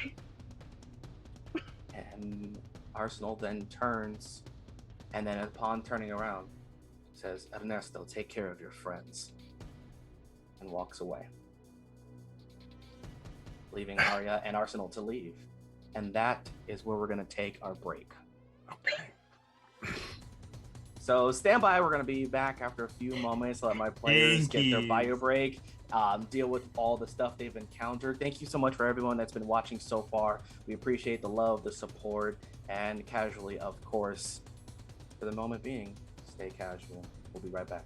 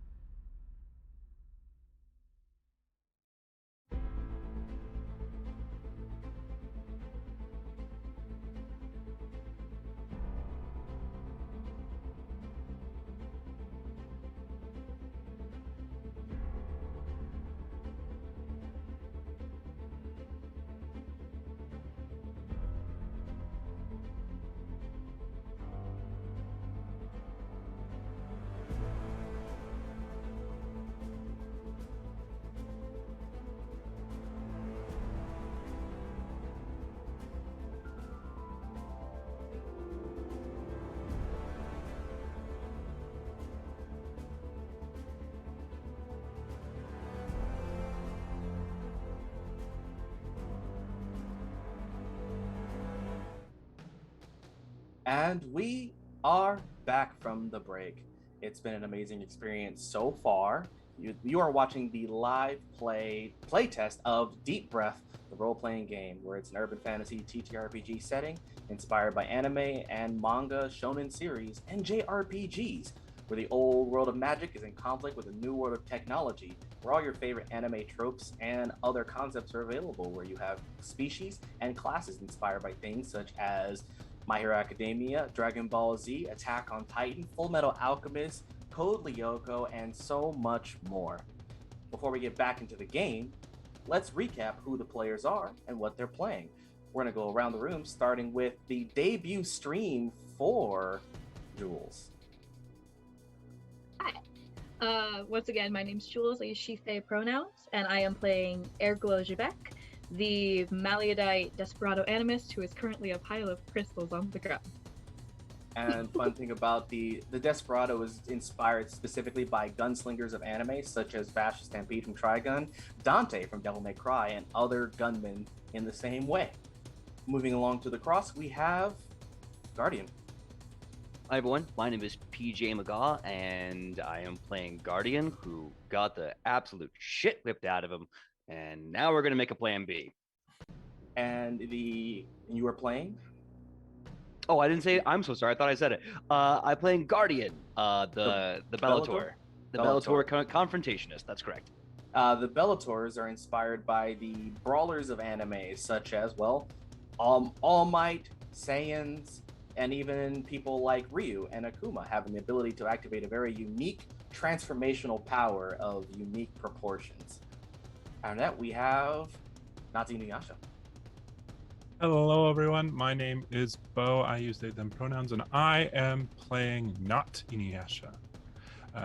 Not Inuyasha is a Maldian or an Akodian, which is an animal person, a dog person, and they are an Aether-forged vanguard. The Maldians and Ecodians are specifically about that anime trope of animal creatures who can kind of turn into full beast form or stay in their, more half dog form. Those Nekos that you've always wanted to be is available for Deep Breath. And the Aether Forge is all about using the ability to channel magic through you without having to cast anything and fight with all the relentless naming of your abilities.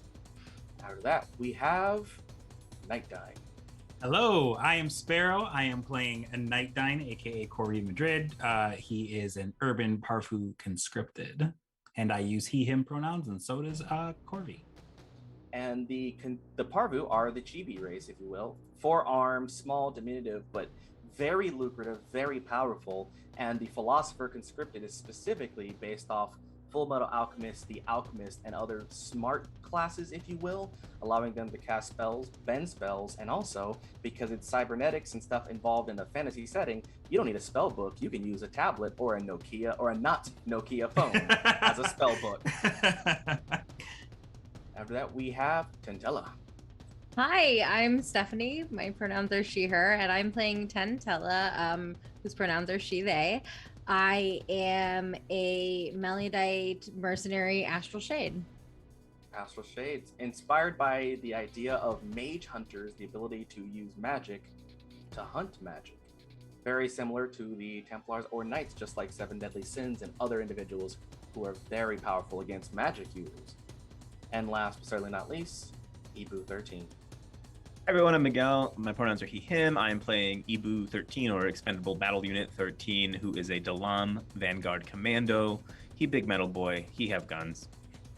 And the Dalam are my version of, living robots, sentient robots. And the Commando is inspired by the nature of none other than people who can do what John Wick does. The ability to fight with any weapon at any point to eliminate any enemy in any circumstance. Yeah, you can play John Wick in D&D now. You're welcome.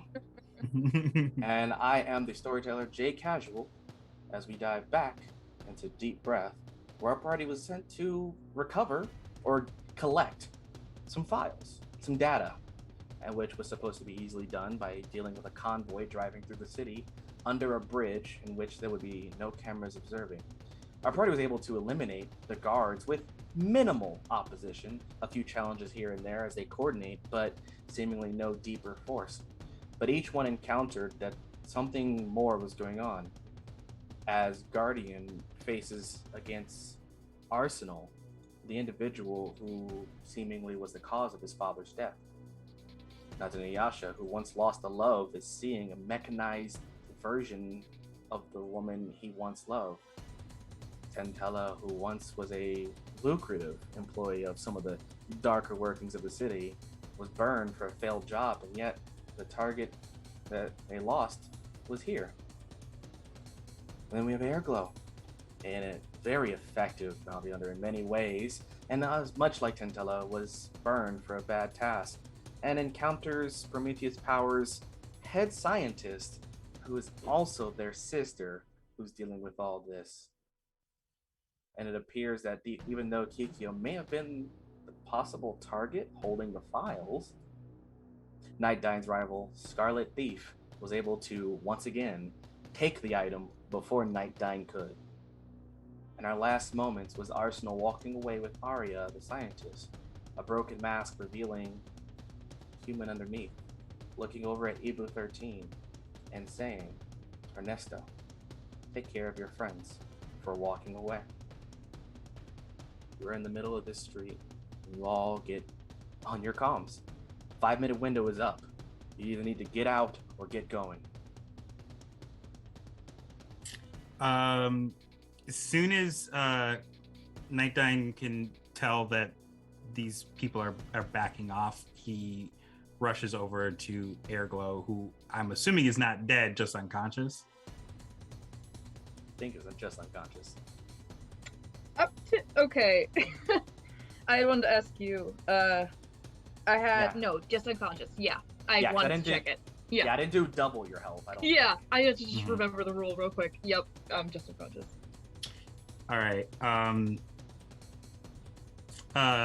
Knightdyne pulls out. He basically opens the blazer, pulls out a small syringe with some swirling green liquid, and just goes, I don't even know if this is gonna work, and just jabs it into the skin the best he can, basically burning a potion slot.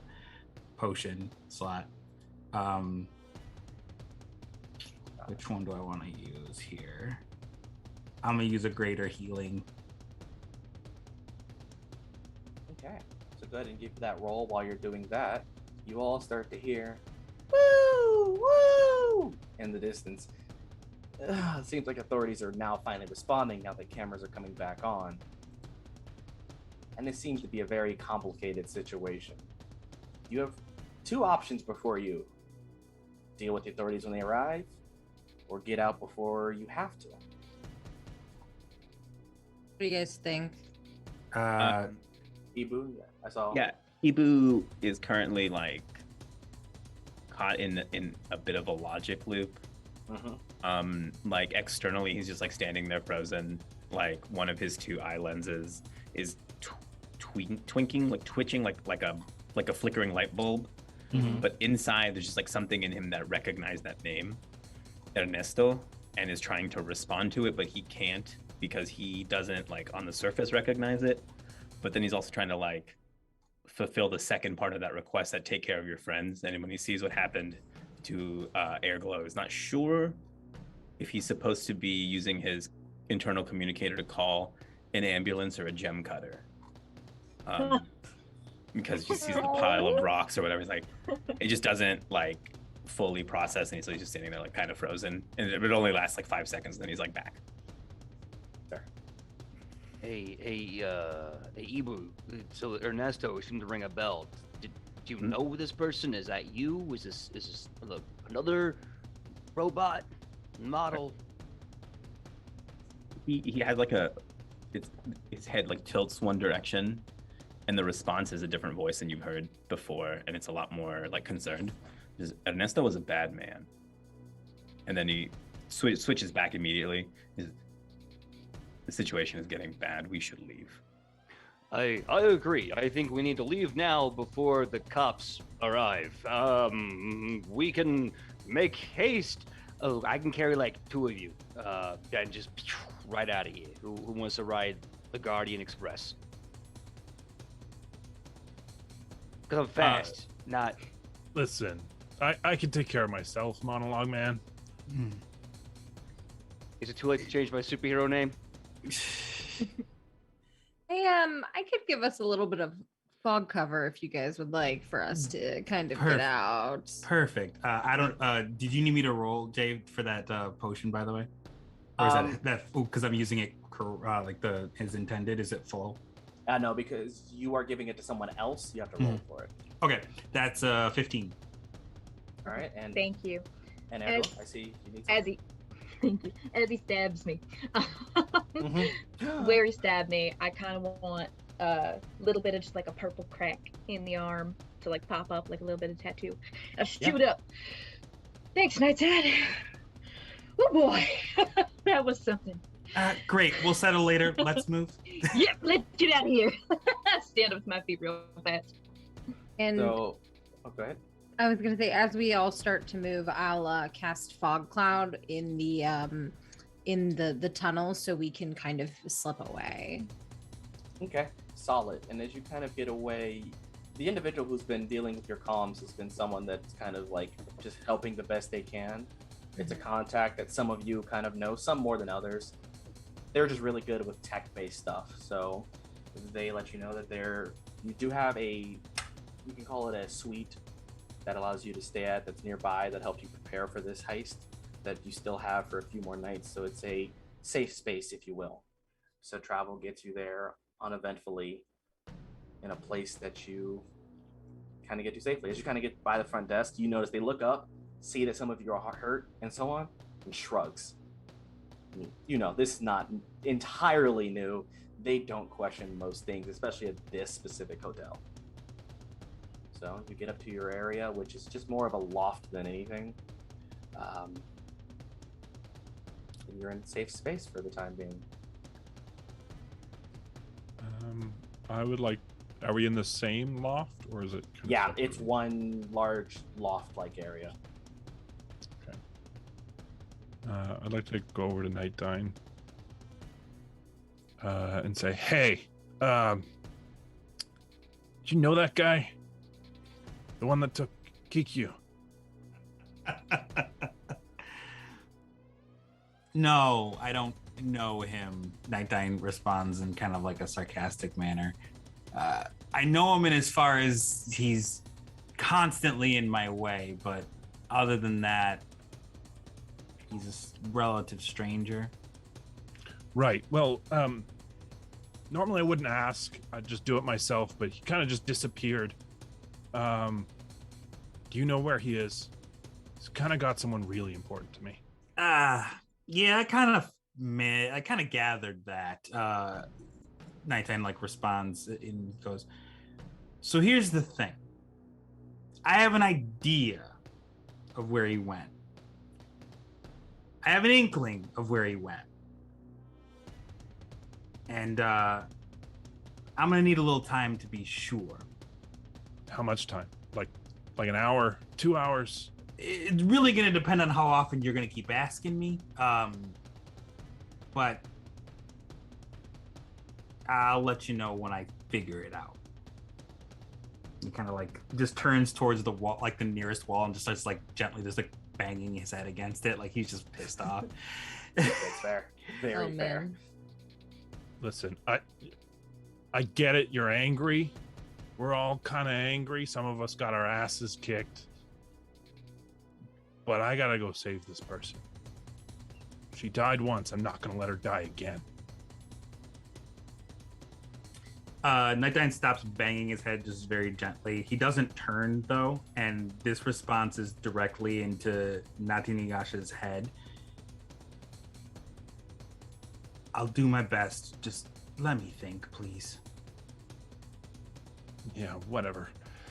Is there a balcony or something where I can go? Yeah, there's like a small little porch-like balcony where you can kind of get air. Yeah, I'm gonna sit at the balcony in the least obviously comfortable spot.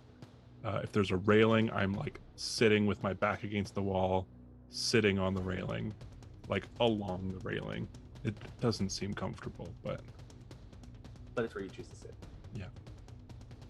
And as you're kind of all in there, the front door of the loft opens, and you see this large Mendakan, this 8-foot tall, muscularly feminine figure walk in with like seemingly shaved side head, and you see like cybernetic metal plates in the side of her head and other parts of her body, and she's carrying like several bags of stuff. I didn't expect you guys to be here yet. I was gonna set up food. She like sets a bunch of stuff on the counter by the kitchen area and then heads over into one of the rooms where when the door opens you see nothing but like monitors and wires. And she just kind of enjoy, I guess, and then goes to close the door. Thanks. You know her as the individual you've been working with. You know nothing beyond the fact that she doesn't talk to anyone more than 8 words a day, it seems like. Oh, is she the one on comms the whole time? Yep.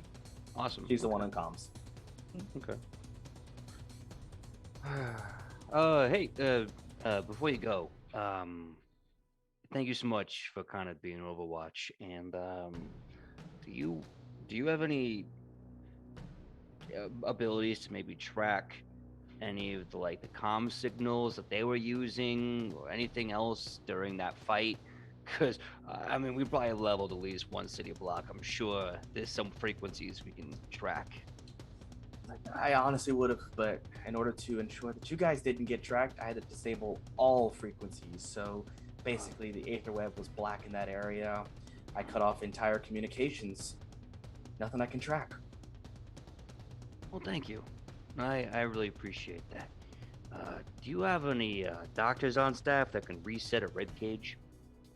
I have small amounts of healing. That's the best I got. Okay, good. Because I got one that's tickling my left lung, and I'm not a fan, if I'm being honest. So I would really like that. That'd be great. Yeah, sure. And she just walks up over to you, and then she takes her hand and literally phases it through your body, grips the bone, and you can feel it. It's painful, but like moves it, sets it, and you can kind of see a glow, and then moves the hand. You should be good. And you are actually going to get healed a bit. You're going to recover 24 points of healing from this cure wounds. Love it. Love to see it. It's a neat party trick. Thank you so much. And you see her like shaking her hand as you see the actual blood on it. And she has like what seems to be some possible tissue that she pulled from inside and bone pieces, but I'll keep these for payment. And then starts to head back into her room. I got a feeling I'm gonna regret that. Oh, you have a great night, and thank you for helping with my ribcage. Yeah, and actually, did you guys get anything? Did you get this? I punched a door. Got our asses kicked. Knightdyne swings around and goes, okay, all right. I know where the bastard went. Sort of. That's all I got. He's just kind of like rubs his hands. Well, sort of's better than not at all. Anybody got a map? I can bring one up on my phone. Great. Yeah. All right. What part of the city are we in? Where do we need to go? I can start there. Based on what you track, you know it's just on the edge of Grimhaven, which is it's called Grimhaven because it's a place where more supernatural things seem to happen. It's where people are known to, where the Sanguine Club is, where it seems that werewolves roam the night freely, if you will. It's the equivalent of like a Shadowfell region in the city. Okay. So Knightdyne like takes Guardian's phone and like passes it to his like lower hand so that he can continue like rubbing his hand, like his eyes with his major ones, and is like, it's here, General. I mean, I can't pinpoint like exactly, but it's here. And then he passes it back up to his major hands and then passes it over to Guardian again. Let's take a couple photos of this on my screen. Wow, wonderful. All right, great. So Grimhaven, this exact address, you know, that's where Scarlet Thief went off with not Kikyo, right? And he kind of points a look over at Notinu Yasha. It's like, there's your chance. It's Kikyo. Kiku. All right, my apologies. Kiku, name's important. I'm sorry. Kiku. The woman kind of, but the file. I'm assuming the files are with him. Keyword assumption. Because I checked the car. That's when Scarlet Thief took off with him. Wait, hold on. His name is Scarlet Thief? No, but that's what I call the flarkin' piece of shit, all right? Like, The good burn. I like it. Yeah. You guys find a computer, a pad, anything that can hold digital schematics of anything. Does someone got a USB drive or like a floppy disk? The girl was mechanical, wasn't she? She looked like it. Yeah. that would be my assumption, is that the girl has the file. Like And it's a alarm. inside her head, right? Yes. So you can either thank me for the information or you can continue going on about my supposed burns. And he kind of like looks over at Tela with like a eye roll motion. I mean, it was good, but thank you. The information is excellent as well. And he does a full forearm curtsy and then walks away. She claps. She's bravo. And the girl kind of, if someone else got it already, we're running out of time then. Because if somebody else extracts those files, they will have the information that Prometheus powers needed. What do you think our clock is? If they have someone if they got at least one philosopher who can weave, or a Esper or curator on them, those techs, we got maybe an hour, 2 at most.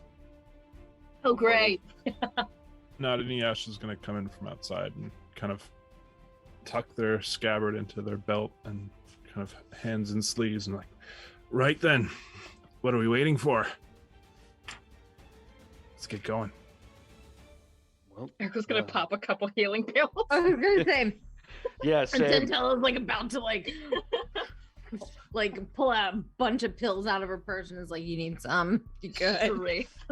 Yeah, I'm just Get them healing pills. like Garfield. My mouth is massive, and I'm just throwing them. Yep. And meanwhile, the woman's watching like, Yeah, I'm going to Okay. pop a superior healing potion as well. you guys can heal as much as you need. I'm assuming you guys will. Would we have gotten a short rest? You have not gotten a short rest yet. Okay. Yeah, Yeah, I don't. okay. I sadly don't think we're gonna get enough time with the hour to 2 hour timetable. Unfortunately. Yeah, because to even get over to that district and to where you need to be will be just shy of an hour to get there. When we use a healing potion on ourselves, we get the full amount, Full right? healing The effect, max. yep. Okay, Mhm. great. So if Okay, you're cool. using healing potions on yourself during this, not rest, but this momentary reprieve, you can get the benefits of the full healing of whatever you have. Okay. So I think with enough potions, I should be good to go. Does anyone else need anything else before you head off from the Wild Blue? So I'm gonna use my. Oh wait, no, I can't do that because it's not a short rest. Never mind. So then I don't have anything to use. I want to say, and I might be getting either the wrong class because I made 2 just in case, or the wrong type because again, do I get the ability to gain back spell slots up to a certain proficiency modifier with the Bellator? That is only with the mysticism subclass is the one. The confrontationist is all about combat. All right. Mystic is the arcane focus. Dope. What about the Parvu? I think I have to spend. I think I have to spend a die, but I don't know which one it is. For a die to do. Recover spell slots as well. Oh, for a philosopher, you actually use your hit die to recover spell slots, and you don't need to do it during a short rest. You can just do it Whenever. Okay. at will. You can spend hit die to recover spell slots. What is? Aerglo, did you need any more healing? I used all my healing stuff just now. Get that over. So if we get into any trouble, I might be a little fucked. But as of right now, I'm fit as a fiddle. Notinu Yasha is going to fiddle around in their robe and pull out a greater healing potion. Yeah, Tela will give you one as well. Catch. Thank you. I appreciate it. I really do. If you need more, tell me. I have a couple. Yeah. Thank you. Unfortunately, the only thing I have at this point is tape. So if we need to like duct tape some wounds, I can make that work. I've been crafty before. I'll be crafty again.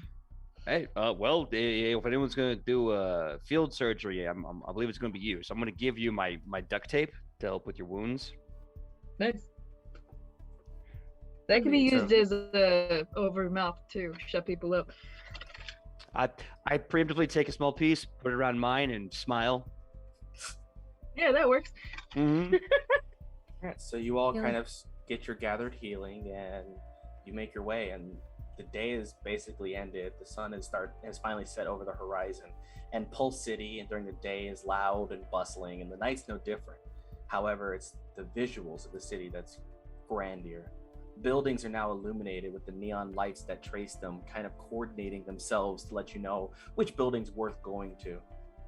Those buildings that are more of the lower districts tend to be the least illuminated themselves, with great big signs to try to tell you there, while other ones have beautiful inlaid LEDs in the windows along the building, displays of light shows, and you can try to look up and not a single star can be seen from the light pollution of the city. And you make your way from the district you're in over towards Grimhaven. And as you kind of get closer, you start to notice that the denizens seem not necessarily shadier, but just actually more energetic, more lively. It's like leaving the downtown bustle of a work experience to the downtown area of fun where the clubs are. You see lines wrapped around buildings for nightclubs and other experiences. It's almost intoxicating, and as you kind of walk through, I actually will need everyone to roll me a charisma saving throw. Oh no. Classically bad at these. Ugh, that's not good. That is not good. It's I'm like checking to see if I got anything. I got a natural 20. Hell yeah, girl. Which is a 19 for me, but a natural 20 is a natural 20 in deep breath. It is a DC 13. No, 17. I'm gonna use Indomitable and try to reroll that. Oh damn. That was a worse roll. I'm failed either way. All right. For those that have failed as you walk through, you are categorically enthralled in everything that's going on. So much so that you will experience the sensation of being charmed by Grimhaven. Grimhaven itself has charmed you. Quick question. Would you call this a magical effect? It is. It is definitely a magical effect. Good. Then I got to roll again because of my Same. racial ability, and I got a nat 20. Okay. First one of the night for me. Oh. Yeah. I can use one action to end an effective charm or fear. You can use an action to break that sensation of being charmed. I do. I'm not doing any of that. So. For anyone who has failed, you are charmed by Grimhaven as a whole. What that means, we'll find out. So you make your way through, and you eventually reach the warehouse districts, where things are less pretty and more resourceful. Tons of buildings, nondescript, some hostels between, and even seemingly a brothel every so often. It's the place where people come to have fun for even more nondescript, and you do even take note that there seems to be a luxury limo that pulls up. Seems like a political official you see coming from the building, getting into the limo and being driven away. However, in the general area of where this magic had led to for Knightdyne, you see one specific building. It seems to be pretty worn down. It seems to be like an old bank.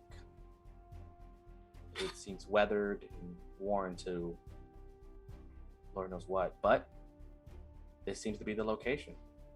What a bending cliche. Ugh. Well, shall we eat the rich and break the door down? Wouldn't recommend that one, big guy. In the circles we run in, traps are standard fare.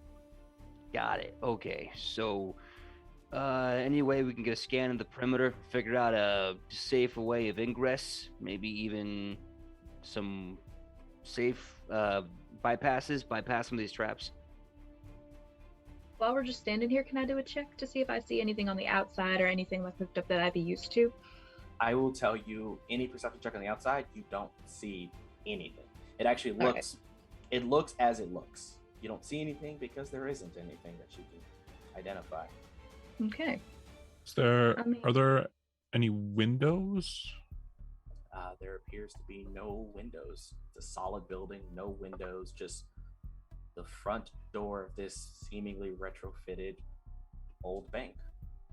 I mean, from what I'm used to, I'm not seeing anything right on the outside, but that doesn't mean there's not people behind the door. So, I have a grappling hook and I got some rope. We want to check the roof first. I got about 50 feet of it. We can make this a multiple person. Mm-hmm. Totally could. Knightdyne, out of curiosity, any way you can you could do a computer thing and like look into it, like a hacking thing. Jay, can I do something like that? You have the Aetherport device, right? I believe I do. I believe that was the item you decided to buy along with the Ditto. I thought so. Yeah, sounds right to me. Aetherport devices are better than regular phones or tablets because they allow you to access the Aetherweb for coding and programming. So you can try to access the local network. Okay. To see what you can find. I can do that. Go ahead and roll me a Arcana check. Whoo, doggy. You asked me for the perfect thing. That is a natural 20 plus 9. Okay. Damn. So as you first get in, you actually, when people enter the Aetherweb, there's the normal looking at a screen and going through. There is a special form of Aetherweb in which you can actually dive into the Aetherweb. So for a moment, it's like astral projection into the internet.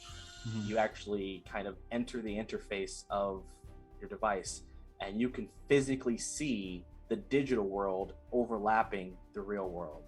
You can, however, you notice that this entire district behind you is lit up with so many security cameras and other things. Even some of the warehouses have old, outdated cameras that seem to be non-functional. Like you see them, but there's no power because no one. However, the thing that you notice that makes the bank odd is that you don't detect anything. There's not a single source of anything on the outside of the building or even on the main inside of it. The building is oddly barren. Which, you know, with that roll, that doesn't mean it's something hidden. It means there's literally nothing on the outside of the building or the immediate area inside. There is this, however, this like black hole, if you will, which you can determine is where the vault is. It's the only place you can't find anything more so. It's empty as opposed to missing. So here's the thing about this place is he like takes like what probably was an Apple iPad, but it has like a fragmented K over the logo, and he slips it back into his jacket, his blazer. Scarlet Thief's got the building pretty well gutted. There's nothing Aetherweb around in it at all, except for the vault. So what I think is that this, and he like looks over at Tela and then like decides not to say like any sort of like weird comeback. Our Scarlet Thief is probably using some more rudimentary traps and triggers and things like that. So we're not getting in by hacking anything. We're gonna have to do it the old-fashioned way. I love old-fashioned. Well, I think it's, your time for you two to shine. Do you want to go on the roof? Yeah, I think that's a great time. I'm already attaching a grappling hook to a rope. Yeah, I got mine out and I'm ready to go. All right. This building is not made of metal, therefore you can go ahead and give me a dexterity check. You can add proficiency. Before they okay. go up, Aerglo, and he says this next part telepathically. This guy's real smart. real fucking smart. Smarter than I care to admit. So do your best to be careful. Careful's my middle name. Somehow I sincerely doubt that, but Hey. we'll settle the syringe cost later. It's fine. I got you. I can pay for it. He puts his hands in his blazer and just shakes his head. All right, Tela, Aerglo, go ahead and give me your. If you're proficient in acrobatics, you can use that. Otherwise, just use dexterity. Yes. I got a bastards. Okay. I got a 23. All right. So you're able to get it up there, and the moment you kind of feel it gets thrown up there, latches, you grip. I need you both to make me a con save. Oh. Oh, okay. Oh, that's gonna be fun. Oh, that's great. I love this game. That is a 19. 19. That's a 7. 7. Oh gosh. I'm like, careful's my middle name. Clunk. So you're gonna take just 10 points of lightning damage. Tentella, you're gonna take half for succeeding the con save. Okay. As the grappling hook latched on and seemed to have pulled on a wire that caused a surge of electricity down the grappling hook. Remember what I said about that? I take that back. All that back. Fuck this. Oh, that wasn't fun. I didn't love that. Yep. But it seems like once you've hooked it, you've Still pulled surge. on whatever power surged through it. So as long as it remains pulled, it won't trigger again. Yeah, Cool. sounds good. All right. Up we go. Climb up, you make your way to the roof, and much like the rest of the building, nothing's up here. It's actually it's empty as in flat. There's no roof entrance. There's nothing. It's smooth up here No air conditioning units, no skylights. at all. You notice that it's completely barren. There's no lights, there's no AC unit, there's no entryway. Just barren from what you can see. Ergo, because Knightdyne just did a telepathic message with you, you can respond back to me. Sorry, I just got hit with some tech issues. Was my problem. What just happened? So the roof. Go ahead, Knightdyne. No, go ahead. When you get up there, the roof is barren. No skylights, no AC, no doors. Sorry, I don't know if you can hear me. I'm still hit with tech issues. Give me 2 seconds. Oh. Well, as we're kind of getting that tech resolved, Tentella, that is all that you see. Okay. Can I roll a perception check to see if maybe if there are any sort of illusions or like loose roof tiles or something, or is it just kind of the same thing that we saw on the ground before? You can go ahead and give me investigation. Okay, I'll do investigation. I'm not mad at that. That's a natural 1. Ooh. So as you search around, you are looking for something that seems off, and as you do, you continue walking forward. And then you feel that you don't feel the floor beneath you and fall directly straight down into what's seemingly darkness. Oh, looks like we had... Oh, okay, nope. And she's There coming we go. back. I'm Sorry sorry, about they are that. coming back. Jeez. They're back. Yeah. We're going to be right back. We're going to do it. Gotta fix our tech on this side. Oh, no, we're good. We're good. My producer just said tech's fine. Okay, cool. So we are solid. So yes, you fall into what seems to be just raw darkness. Do you have dark vision? I do have dark vision. So you fall into the bank floor. You're in the main lobby area, and it appears empty, dirty. It hasn't been used in more than a decade is what it seems like. You can only surmise that it was illusory up top. Did I fall down with her? No. That you Tentella fell because of a 1 on investigation. Incredible. Thank you. I appreciate it. And 40 feet means you will take 13 points of bludgeoning damage. Ooh, big oof. I hate that for me. And Aerglo, you do see Tentella kind of walk forward and then disappear. I immediately, as soon as that happened, radio telepathically Knightdyne. We got a man down up here, woman down, person down. We got a problem. Someone just, Tantala just disappeared. And I didn't have anything to do with it. Knightdyne looks at the rest of the group and says, anyone else hear me tell them to be careful? I did. Yeah, that sound you just heard was, I'm assuming Tantala fallen into the building somehow. I love the initiative. All right. I'm just gonna go in there. Cover's blown, right? Might as well. You want to kick the door down with me? We can do it on 3. That's Yeah, a real bad idea. All right. He just kind of puts all of his hands up and just goes, do what you want. All right, you guys going for the door? Yeah. I want to confirm who was charmed. I knew Ebu was charmed by Grimhaven. I was not. And Knightdyne. Okay. So go ahead and whoever wants to be the one to hit the door, and you'll just roll with advantage. Actually, I feel like I'm stepping on your toes. My bad, Beau. Why don't you go get the door? I'll take a step back. Sure. Okay. All right, Notinu, Yasha, door's yours. All right. And you want me to roll for Athletics. athletics? Okay. With advantage? Yeah, because I believe Guardian is going to help you. Yeah, sure, absolutely.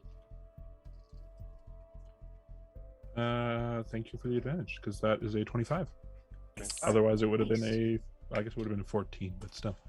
So you push through the door, and the first thing you notice is that it's glistening, glimmering, golden. The floors are beautifully decorated. You even have a soft smell of fresh baked cookies, and you see dozens of patrons at the teller. Some people are in the lines. It's a cacophony of sounds of people talking, discussing things. But no one seems to acknowledge you. Is everyone seeing all this? I'm just Can I going make to it- walk in. Can I make an insight check? Is this like an illusion, or are people charmed? And as you kind of step in, those that are outside, you see nothing beyond the door. The door seems to close itself back up. 21 insight check. It's hard to tell. It seems to be an illusion of sorts. You just can't tell which part of it is the actual illusion. However, Tela, on the ground, you see your team, but you're in a broken, dusty building. And they appear to be reacting different. Like they're not reacting to me at all. Okay. They don't see you. I'll stand up and I'm like, hey, Guardian. Not in Yasha. Hey, hello. I'm walking. I get up and I like walk closer. I'm like kind of circling them. They can hear you, they just can't see you. Right. Tantella? Yeah, I'm here. Where Where? are you? So where? What do you mean? Where am I? She stops. I'm like I'm pushing right in- past people, looking. I'm right in front of you. I'm. Here, Hold. grab my hand if you're here, because I can't see you. I do. I reach out and I grab. And you- I grab his hand. You feel it. They're totally here. Look, we're seeing this room full of like cookies and people. Are you seeing any of this? Because we're not seeing you. No, this is just a dusty, empty bank that I fell into. Ew. It's just slipped. Yeah, it's gross. Any Yasha, any ideas? You want to? Should we just keep going through? Just We- you hold my hand, and go ahead, Inuyasha, or not Inuyasha. We're looking for some kind of vault, right? Let's just go there. All right. Yeah. All right. On you saying that, someone comes up in a beautiful, like, golden suit, golden tie with a red shirt. They've got a little pocket square red. And she comes up, oh, you're looking to get an account with us. We can get that all set up. And she immediately tries to reach for your hand, Notinu, to pull you over towards the sitting area to talk. If she tries to touch me, Notinu is going to smack her hand away. Don't touch me. Where's Kikyu? Kikyu, is that the account you're hoping to make? No. Kikyu is a person. Where's Kikyu? I don't think anyone works here named Kikyu. I'm sorry. Never mind. I'm going. And I'm just going to push past and try to go to the back. Can I, while Notinu Yasha is like pushing past, can I reach a hand out to like touch their shoulder or like their arm or hair or anything to try to like signify that I'm there? Because I haven't let go of Guardian at all. Like you can reach out for Inuyasha. Yeah, not to Okay. Inuyasha. Notinu. Yeah, I do, and I like grab onto their robes. Pull back a little bit. Yeah. While that's happening, we do have on the outside Ibu and Knight on the front street sidewalk area with Aerglo on the roof. Can I'm I gonna go peek to- over? Can I just peek over the roof to see who's still down there? Yeah, and you see down there Ibu and Knightdyne still kind of in front of the building. Are we going in? Ibu, Knightdyne, you hear Aerglo speaking from the roof.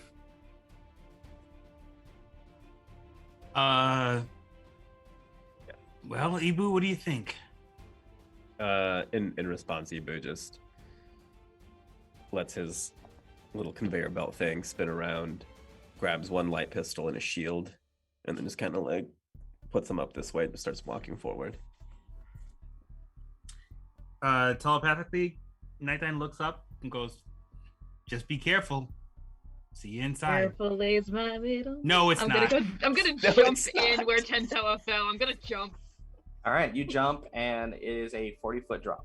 I have slow fall. You do. You reduce it by. I have to doesn't find it again. 5 times. I think it's 5 times your proficiency. Yeah, which is. Want to say that's 20 because I think your proficiency Yep. is 4. Yep. You reduce it enough to take no damage. You just so only Tela sees as Aerglo comes down, descending into this decrepit building I slowly. blade pose. That's the way to do it too. Amazing. Yes, I love it. But you see the decrepit side of things. Oh, this place is a dump. I know. You also see Tela holding Guardian's hand and grabbing onto the back of Notinu Yasha's room. They can't What are these see two doing? They can't see me, but they can hear me and they can feel me. Can I go over to not Inuyasha and just snap? Well, they can- step. They respond to Yeah. everything that they hear. Not Inuyasha. There's nothing going on. Let's get this work done. We don't have much time to waste here. Oh, you're on mute. Listen, I don't see anything. I see a Just room full of people. hold out your hand and take Aerglo's hand and we'll lead you. We'll lead you. Like I'm gonna lead Guardian and Aerglo will lead you. But just do it together. Fine. I mean, after all, what's the worst thing that could happen, right? Ibu, Knightdyne, you are still outside. The door was closed behind Guardian and Notinu. Here it goes. And Knightdyne moves to go inside. He kind of follows Ibu, who is marching towards the door. When you guys enter the doorway, this beautiful bank, glorious in form, and you see Guardian, you see Notinu. You do not see Tela or Aerglo. Oh shit. We got more. Yeah. Jay, I'm gonna let you tell me because I don't want to metagame, but I feel like Corby would know immediately this is bullshit. Like, even though he's like, he sees it, like, because he knows who he's Yeah. facing. Yeah. Okay. You kind of have an idea of what this kind of trap is actually called. This one is actually, it's in the doorway, specifically the doorway sends you into a version of the ethereal plane, Okay. but it's a time looped ethereal plane. Cool. Okay. I would like to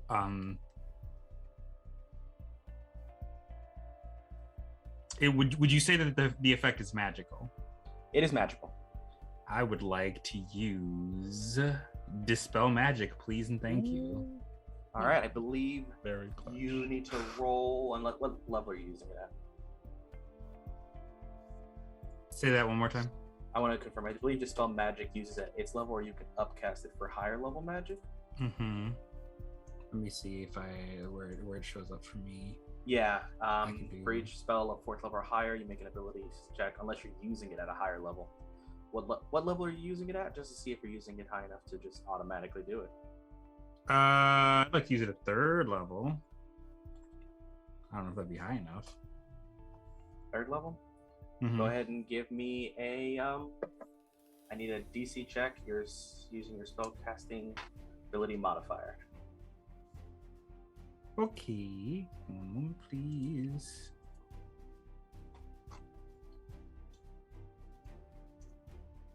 That's a 17 total. That is the exact DC needed.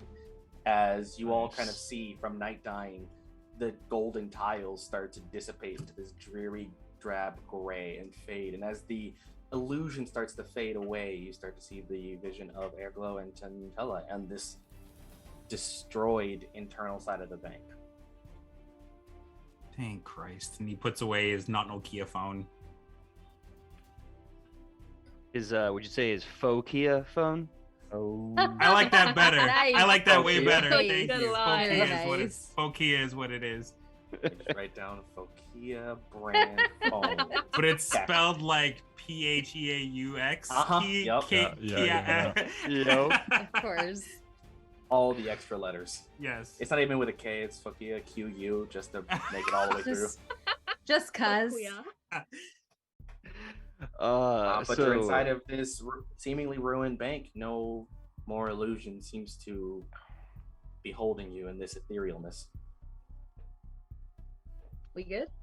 You also know that you have, based on the timeline, maybe 3 minutes left, if that.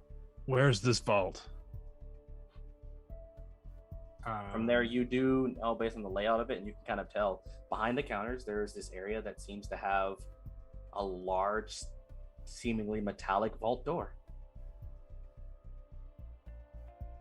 I don't know There's if the this is vault. gonna work, but I'm gonna pull out my sword and I'm gonna run right at it, and I'm gonna do I'm gonna do 2 attacks on it. Okay.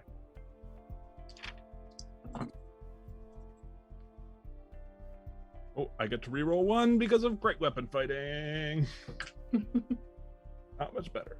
Well, that is a 23 and a 12.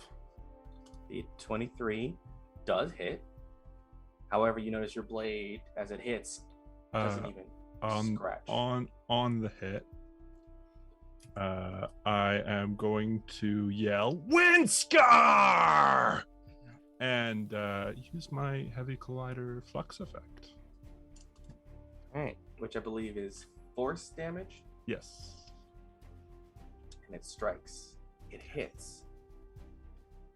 And the vault door seems unscathed, unfazed, untouched.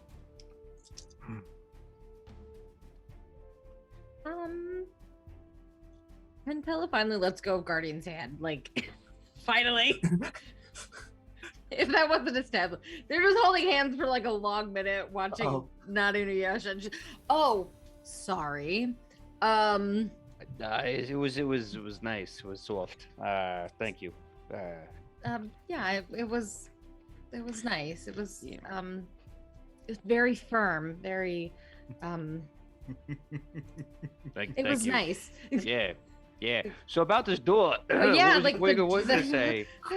Corby sees all of this and is just chuckling to himself. Before the vault door. Yeah, I could I've got a crowbar and I've got some thieves tools. I got tape. Oh, you know, you gave that to me. Oh, that's right. I don't even got tape no more. I gave it to her. So tell me Give it to Yeah. them. Ibu goes up to Guardian and asks for the tape. Guardian looks over to Aerglo, looks at them and goes, I gotta get the tape back. The robot wants it. I'm so sorry. I don't need to go through the middleman, and I hand it to Ibu. Thank you. I don't even know anymore, man. Ibu just says, get back, and just walks up to the vault door and tapes 2 impact grenades to it. Oh, Okay. okay. Tela was going with her like thieves tools immediately, and then there's the Grenades, that's got a it. better, much better, less time consuming. Yes, backs away. So you set up the grenades. That'll work. They have a 15-foot radius, so I'd recommend everyone get further than that. She Yeah, backs up back more. You tape it, so it'll auto explode. We can set it up to kind of do a pin delay, and as you kind of get back, a massive explosion echoes. The building shakes. Some of the debris from the building's remains kind of fall around you, and as the smoke clears, you see before you a perfectly sheen, still vault door. All right. A wise hero used to say, when you remove the impossible, when you remove the possible and only the impossible exists, it must be true. I think this door isn't real. We've blown it up. We wind scarred it. I think it's an illusion or something. Knightdyne, does this ring any bells? Can I investigate this space real quick? Yeah, you can go give the investigation as Tela is, I'm assuming, going to the vault door with these tools. Oh yeah, like it explodes. Nothing happens. She just.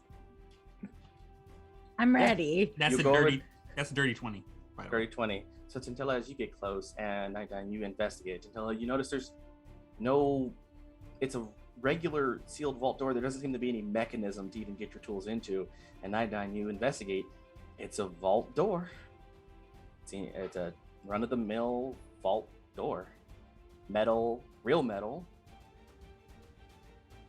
Real metal, you say? Yeah, it's Metal. metal. There's nothing unique beyond the fact that it's a metal vault door. Do I see the hinges? You do see the hinges. I'm gonna go over to the hinges and Tela, you may want to step aside. I'm gonna try something, and I'm gonna use heat metal on those hinges. All right, I believe it automatically works, and you see the metal glow light up, and then the heat subsides, and the vault door seems once again unfazed, untouched. I hold up a crowbar. I got a crowbar. I was gonna say, guardian Crowbar. crowbar. Crowbar. Guardian giant. Tela hands guardian her crowbar. Crowbar. And I'm just shaking my head as I'm trying to wedge this Mhm. crowbar in. I'll As you- help as- with the other crowbar. If You can if you're take the other crowbar. All right. Is that athletics? What is the roll for that?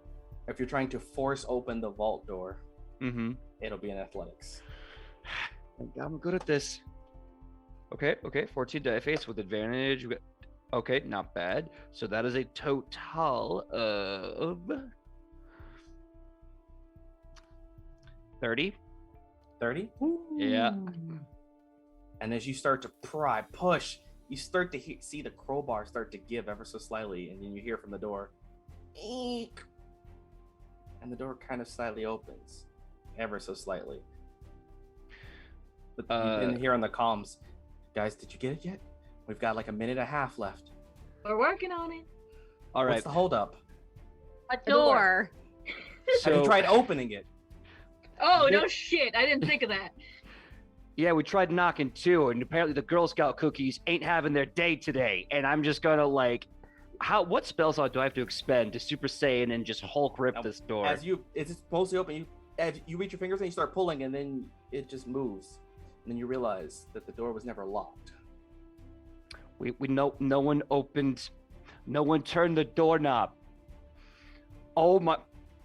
You know, we could talk about this later with beers. Who likes beers? This Fine. guy. Notinu Yash is running in. I love Yeah. I love beers. And Let's as the do vault that. door Kick you! opens, you see it's a long hallway at first that kind of goes maybe 60 feet down, and then there's just another regular door. Doesn't seem anything special to it. Just seems like a another door, and you see along the wall there's like other kind of like signs that talk about, you know, previous people who've owned the bank or owners and people who, but it's all random stuff until you get to the very end. Just full anime running. And you get Bash in past the door. you get through the door, and there you see is not a lot of stuff. It's a seemingly barren bank vault that has Kika's body on top of a table plugged up to what appears to be a portable computer. An individual sitting there typing away as... I would like to try to smash the computer. You want to go smash the computer that's plugged into Kiki? Yeah. Okay. Knightdyne Yasha is not very smart. Go ahead and just roll me to hit. Nor are they, familiar with technology very much. Should we try to stop them? Can we? Someone can try. I'm not going to. I kind of want to see them do that. I know, but please, Tela, please do. I don't want to step on your toes. Do what you gotta do. Oh, you want me? Oh, okay. I was hoping you maybe would. Do you? Do you want me to? I will bear hug this. Yes, this person. Tela looks at you and is like, "Go. I'm not strong." She just indicates her fragile body. He starts running after them, and he looks at you and goes, "You're strong in spirit. The hero in you is quite bright," and runs after not in Yasha, and has a 27 to grapple them. And just in Aerglo, you have something? As he's doing this, I take it. I've got a heavy adhesive grenade. I'm just gonna chuck it in there, stop him. All right. I'm gonna use Stop all everything. those values There's someone at the computer. There's. and consider not even. What did you roll to hit? Just 27. 27. Guardian, you were able to catch up just in time to grab Notinu and Yasha, but not before the momentum of the blade comes down, crashing upon the laptop, destroying the device that's plugged into Kiku, who convulses momentarily and then lies still. You hear, "Are you free?" And you can see from like one of the side rooms is coming in Scarlet Thief holding a coffee mug and just like drops it like, What did you do to her? "Me, numbskull, you're the one who hit the..." And you see the person at the computer is like shaking, scared, seemingly a civilian, but Scarlet Thief's like, okay. No, you took her and did whatever this is to her. It is you who's going down, buddy. Not even worth the job anymore. And then teleports.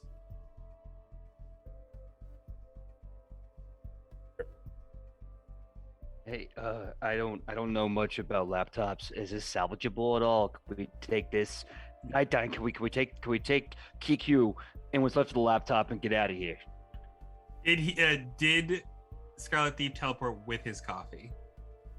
Yeah, with his mug. The coffee Okay. spilled, but he took the mug with him. Nice. Very nice. Just coffee. Dang it! A nice mug. I had half a mind to rub that mug junk all on it so he wouldn't know. Anyway. And the computer That was- person is like cowering now in fear of what has happened. I'm gonna Okay, try so to grab them. Knightdyne walks up to the computer person and is like, "You're gonna tell me everything you know about what just happened before we got in here, or I have a little piece of metal I'm gonna make you swallow, and it's gonna burn your insides out."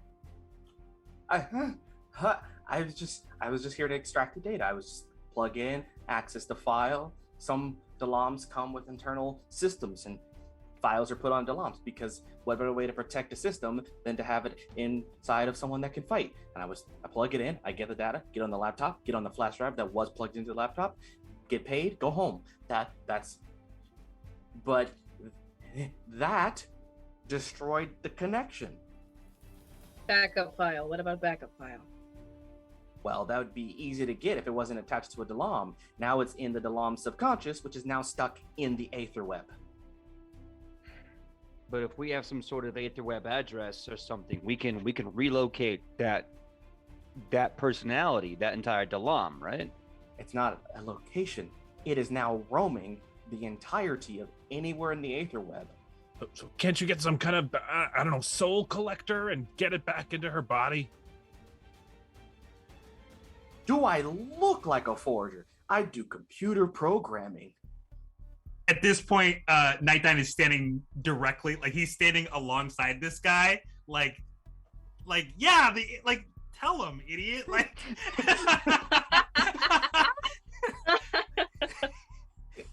I can do Amazing. computer programming, downloading, uploading, hacking, but the entirety of the Aetherweb is bigger than anything I can do. And then you hear, it's okay, we can recover this. And you hear the steps of heels behind you. And you can almost feel the essence of the room as you turn and see that familiar mask, reforged. The black mask, the red, the green, the blue stripes, the abstract appearance of it. Now, I'm gonna try to be nice this time. So sis, if you would be so kind as to move out of the way so I can collect my property, we can be on our way. This is Arya. This is Arya. Standing in the way. Sibling. Mhm. I'm not going anywhere. This is our thing. We're getting this. You get the fuck out of here. I got here first. I call dibs. Excellent. Well, Arsenal, proceed. And then you suddenly. Oh, you want to send your pet again? As No, as a face response, me. You she face me. turns and starts walking away as you see a surge of energy expel from Arsenal. So much so that the building gets almost destroyed outward. The entire roof of this place gets expelled forth, and the mask starts to deteriorate. And you start to see this almost semi-draconic facial feature. And Eva, you start to recognize this face without recognizing it. Flashbacks that don't make sense, that aren't your memories, start to come through. And you realize what this thing can actually do as it bites into its finger, tears. You see the drop of blood, and it wipes it along its neck, and you see blood start to pour as its body starts to enlarge, its muscles extend. It goes from this medium to large to huge size version. A draconic mask forms to replace the old mask, elongated hair, and it just looks down. I need everyone to roll initiative. I got a hair. Wait, I have an advantage. Not bad. Okay. All right, 20 and above. Knightdyne, what do we get? 20 exactly. All right, 15 to 20. All right, what do we get, Guardian? 15. Tentella? 15. Aerglo, if you say 15. No, 16. Sorry. I believe Tentella has a higher dex because Guardian has a negative dex. Yep. A big old fat -1. 10 to 14. What did you get, Ibu? Oh, I think you were muted. Oh. 12? 12. That means Notinu. So 7. A 7. All right, I got 9. Got it. Okay, cool. So, starting off, it actually will be Knightdyne first, as this Titan stands before you. You know these as the Dacrons. They have the power that they can turn themselves into giant blends of draconic and humanoid powers. Jeez. He kind of says to himself as he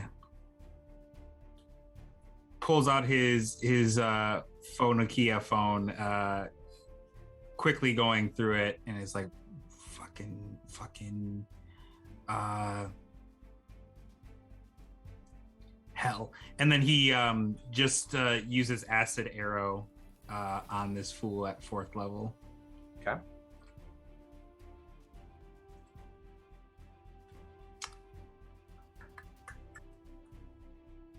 That is an 18 to hit. An 18 will hit. That is 26 total damage. And he's aiming for the eyes.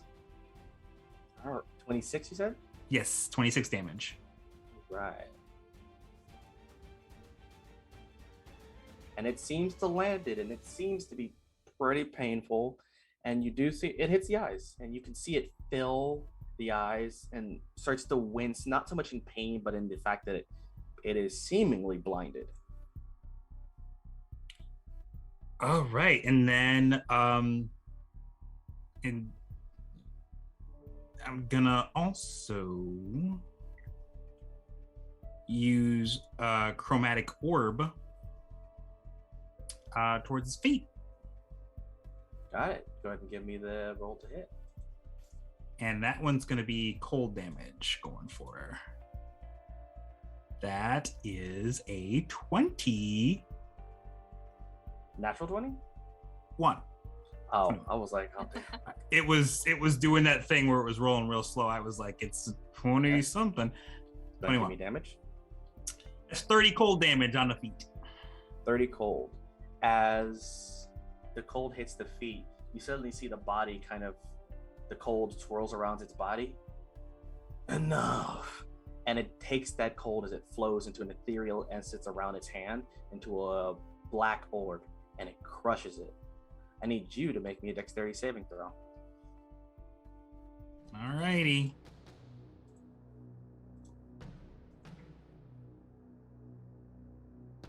So 20. 17 plus 3.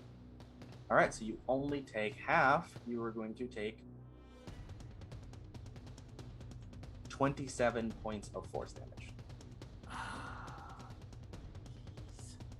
As it used its reaction to flow control, special ability that one of the animists have. Cough, cough.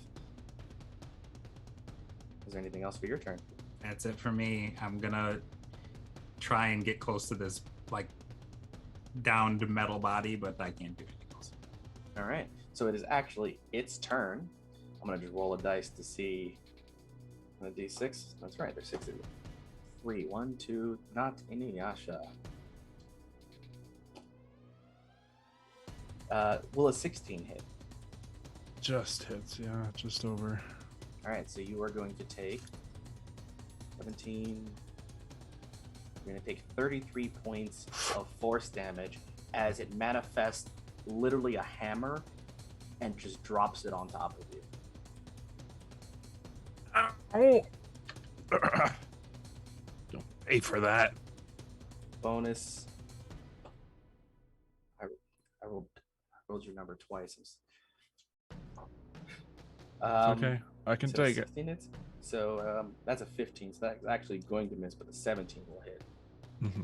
So you're going to take 14 points of force damage as it manifests yet another astral hammer. Oh, Just sorry. drops it on The other top. one was a 15. You said? Oh, yeah. it was Armor a class 15. is 15. Oh, okay. So then never mind. So the other one will hit. So that's going to be 14 plus 13. That's going to be 27 points of force damage altogether. Okay. That is it for its turn. Aerglo. All right. So I can see it in front of me there. Where did Arya go? Arya started walking down the hallway away from the safety deposit boxes. Or Still this see her? area that was once. You can see her. She hasn't made it to the door yet. Can we get a shot on her? You feel like you can get a good shot. It's straight down the hallway. Just No an attempt. distractions. Just an attempt. Oh man, what the fuck am I doing? It's a 13. 13. 13 is going to miss, but what you'll notice is as you shoot, from the ground, shadows come up and stand in front of it, and this shadowy figure looks over. And the shadowy figure looks also painfully familiar. looks kind of like your dad.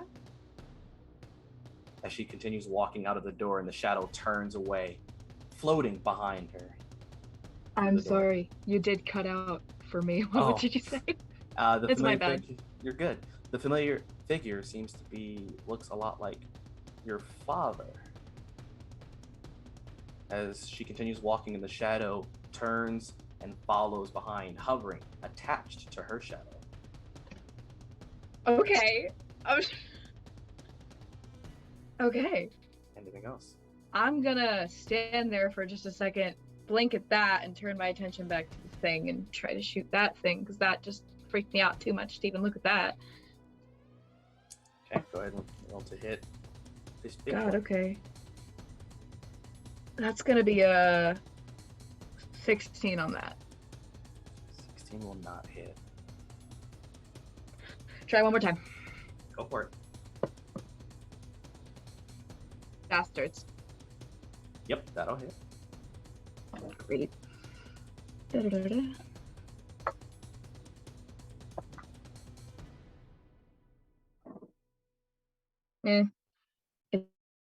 It's gonna be 10 points of damage. 10 points? All right, it'll take the Yeah. 10. And I think that'll be it for your turn. Yeah, that'll be it for now. Okay. That moves us over to Tela. Since Guardian and I have the same initiative, could You we can coordinate. combo? Yep. You can Great. claim the turn or coordinate with allies. I would like to coordinate. Tela will look over to Guardian and be like, I need you to get in really close. If you could land some hits or something, that'd be great for me. And I'll do my magic on this end. Sound like a deal? Woman after the person after my own brain. I was about to go do that myself. She winks at you. Good luck. Get in there. Oh, okay. So I just kind of like a little lighter my step now.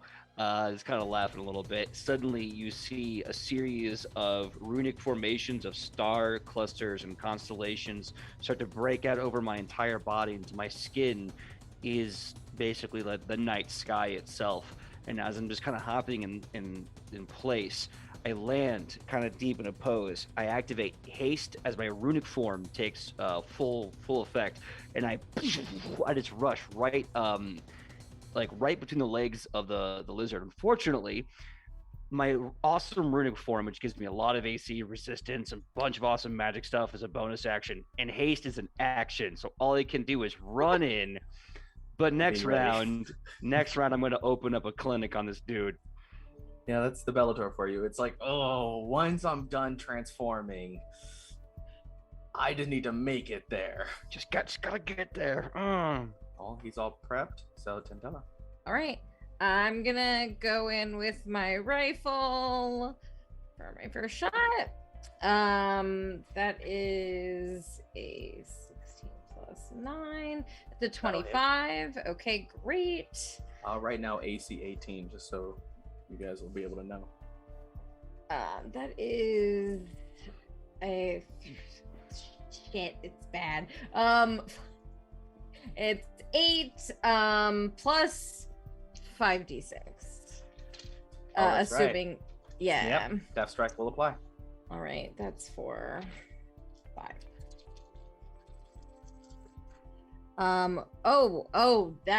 That's not bad. For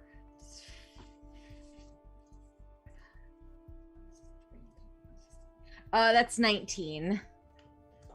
19 to hit? Yeah, 19 extra damage from the on the extra damage? Yeah, from the Death Bliss. And then I'm gonna shoot again. Yeah. Oh no, it went. Okay, let's roll one more. It's on the floor. That is 13 plus 6. No, I can't do math. 13 plus 9. So that'll hit. That's more than 18. Thank you. Yep. Okay, great. And that's a 10. That's 7, 8, 9, 10, 11, 12 piercing damage. 12 piercing. I will say this thing is not looking good. Great. And I would like to use my bonus action to hide. That's a fair response. Yeah, 100%.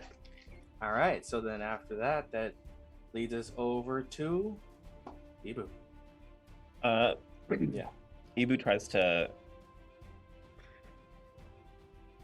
assess real quick. Question. Answer. I have a grappling gun. You do. I do. Mhm. Would Ibu be able to shoot the sister? Like try to shoot with the grapple, and instead of Batman climby roofie, pull her towards him and then use his bastard's blade to take a swing at her as she's pulling in. I will allow it to be an action to try to shoot, Okay. bonus action to pull, and then if you still have attacks, you can keep attacking. Got it. You have to succeed each check to make sure you can actually pull her close. That makes sense. No, he's just gonna shoot at the big dragon thing. That sounds like a pain. So he's got a shield and a light pistol. He's gonna shoot light pistol 2 shots with that. One's gonna hit, the other is 13, and then a 20. Yeah, the 20 will hit. So then that is gonna be 11 points of piercing damage, and then I'm gonna use my bonus action to use second wind and recover. Donde está D10? Oh, 20 points of health. Still good. I believe that'll be it for your turn then. Yes, that's it. Notinu, Yasha. All right. Notinu Yasha's gonna be like, sword planted in the ground. Get up slowly. Is that all you got? Bonus action. I'm going to second win to regain a total of 20 HP. Rolled that 10. That's very good. Very helpful. And then I'm gonna go and step forward, do a big old jump, and do 2 attacks with the Saiga. So 1s and 2s reroll. Yes, that's 2 again. I don't remember if I get another reroll with that or if I have to take it. No, you have to take it the second one. Damn it. Okay, well the first hit was a 23 to hit, so that hits. Yep. And I'm gonna make that a wind scar. Heavy glider. So that is the total of 46, and needs to make a strength saving throw. That is going to be a 14. 14 does not make it, so it's pushed 15 feet back. So 10, 14, 17. That is 22 points of force damage. 22? Yep. And then I'm going to run that 15 feet and Notinu Yasha. Inhale. Now exhale. Finish them. Ooh, okay. So I'm gonna. Before you give me the full description, which I want to make sure the full glory is. Thank you so much for Devil's Luck Gaming for raiding in as this party is doing their anime experience, fighting against a great giant dragonoid enemy that has been a problem for them. This is an anime experience where we have people mimicking beautiful anime references from Inuyasha, My Hero Academia, Dragon Ball Z, Fullmetal Alchemist, and so many other aspects, because this is Deep Breath, the anime-inspired TTRPG live playtest. Notinu Yasha has just done the final blow, and we're asking, how is it done? All right. So as I bring the sword down for that final swing, this glow of bright yellow light bursts from the blade as it smashes into Arsenal and just starts to overwhelm his body as these scars of yellow light streak over his body. And he's pushed back and blown back 15 feet. The light slowly overwhelms, and you see pieces of body just disintegrate as he's screaming, "Ah!" And then wind scar bursts over him, glowing a hole clear through the vault into the back wall. See, as the body is torn, the form shrinks back to that previous form in what remains tattered clothes. Though its form no longer masked, it's a human with seemingly unknown types of powers. Scales part of their skin, background if you will, but it seems calm, quiet, as the mechanical body of Kiku still remains slightly knocked over from the table on the ground, but still motionless, inert. There's no sign of Arya at this moment, as she went through that door and seems to have not come back. Yes, Aerglo. Can I follow that door? Can. You will know as I want to go that way. You go that way, and upon going through the door, you do see Arya, though consumed in shadows. She has looked at you. Sister. Sibling. Yes, sibling. You have become a sincere pain in my ass now. Oh, funny, I was going to say the same thing to you. But you don't know what dangers you have messed with. I don't think you understand either, and I'm going to take my guns. I'm going to point them at her. I'm going to go look. We need the information. It's lost to the Aether Web now. And I know you got it in that head of yours. So you're either coming with us or I'm going to take you out now. I don't have the power to reclaim it even if I wanted to. That fool destroyed the computer, and the best they can do is take it back to Prometheus to find the information. But it's pointless now, because as long as it's in the Aether, that means somebody in there can find it. Now, do you want to know what she had in her head? Tell me. I love to know things. Deep breath is a magical essence. The vaults released power that gave you the ability to do what you can. And, well, as you see the shadows moving, me my gift as well.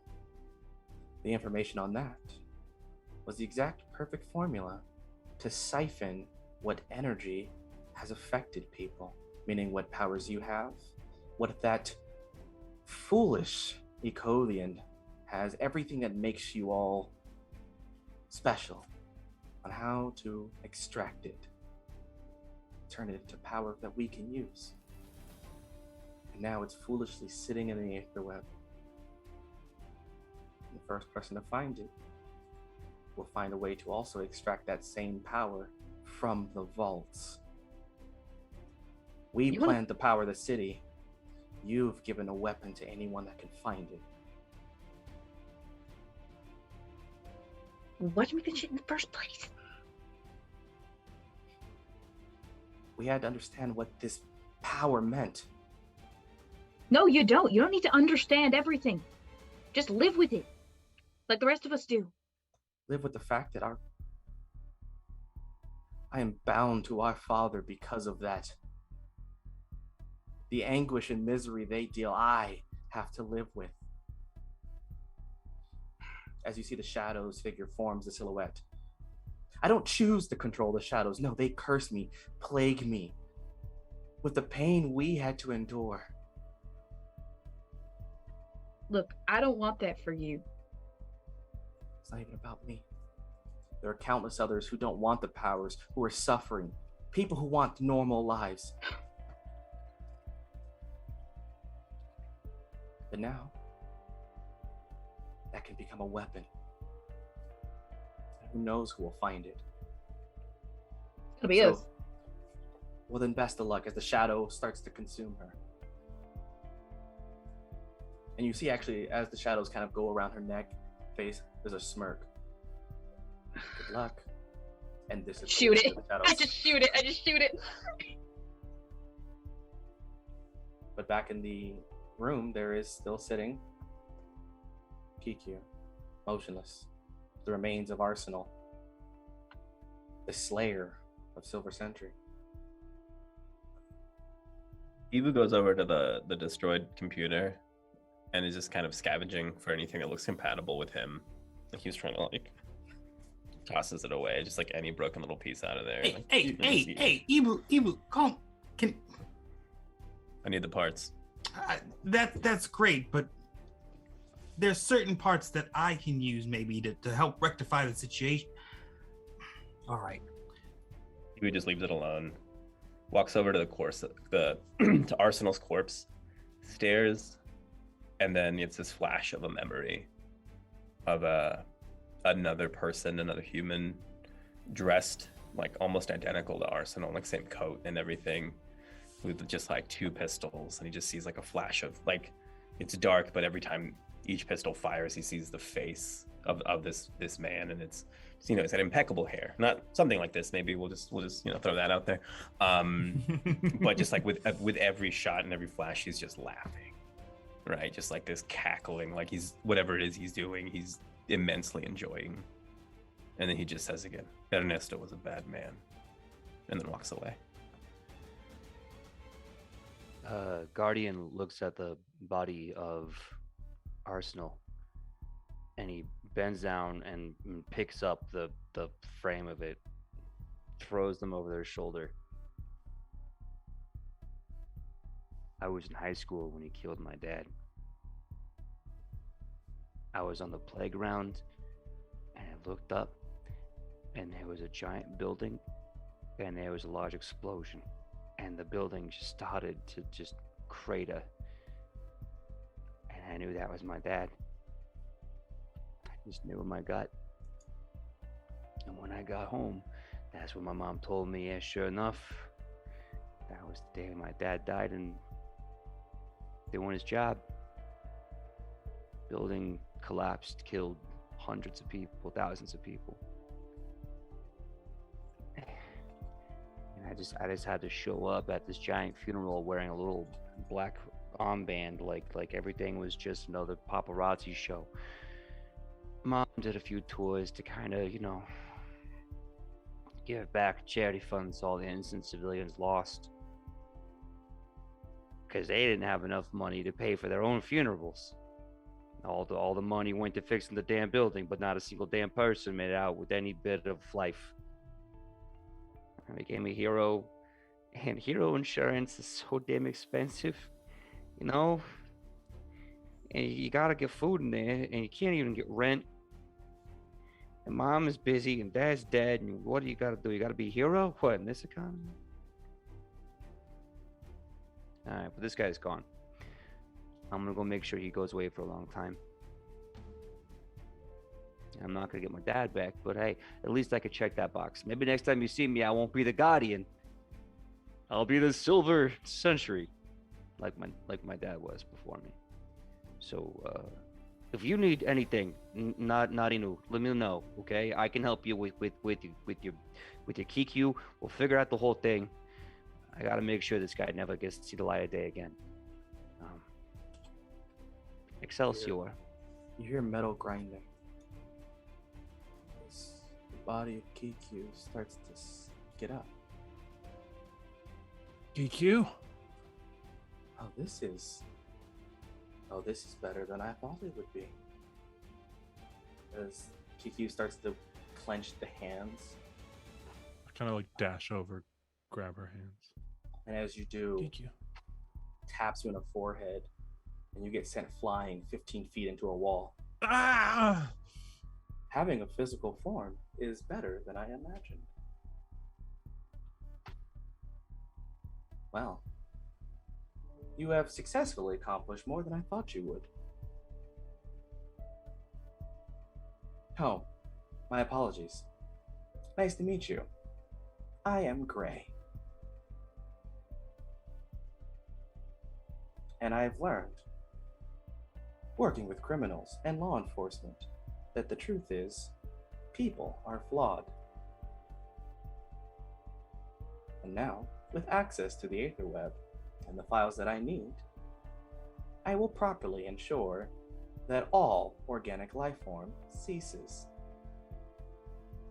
And then you start to see the light glow starts to fade, and as you look up, you see stars in the night sky as the entire city goes dark. And I suppose this place is as good as any to begin. And you start to see electricity surge, wires move, you start to see metal mold, and then you hear helicopters in the distance crash. You start to hear screams and cries as the city has gone dark. Technology has surrendered any aid to organic life. Deep breath. Will give me more power. And with a snap, that is where we end the session.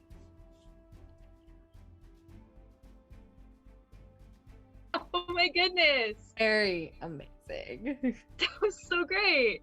Yeah. Thank you all so much for tuning in to this live playtest of Deep Breath RPG. Bruh. Deep Breath is the anime-inspired TTRPG, inspired by anime, manga, Shonen Jump, JRPGs, where you get to enjoy playing classes and species that are heavily inspired by those elements, and a world that brings the old world of magic and brings it to the new world of technology, where the divide is non-existent, where magic is used as conventional means, where the society you know becomes one and the other.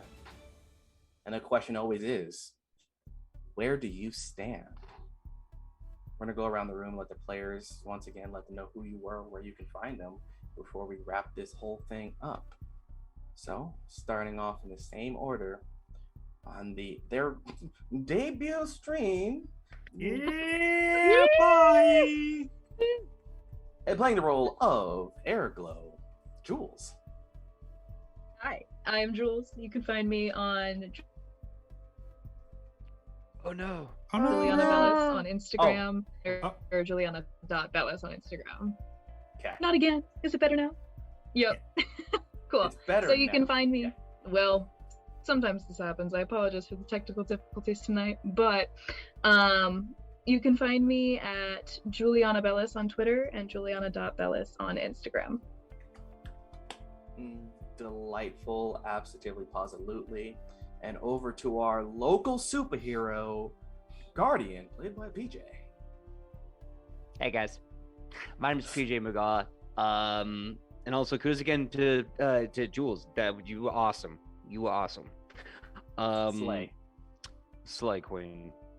All right, so my name is PJ McGaw. You can find me all over the internet at pj.mcgaw, Facebook, Instagram, TikTok, and Twitter. You can also find me on Nat20 Productions, all over the internet. We're here on Twitch, Nat20 Productions Official. We took a week off for the holidays. We're coming back next week. We're almost wrapping up the Great Orc War, so come and see what happens and all the twists and turns along the way.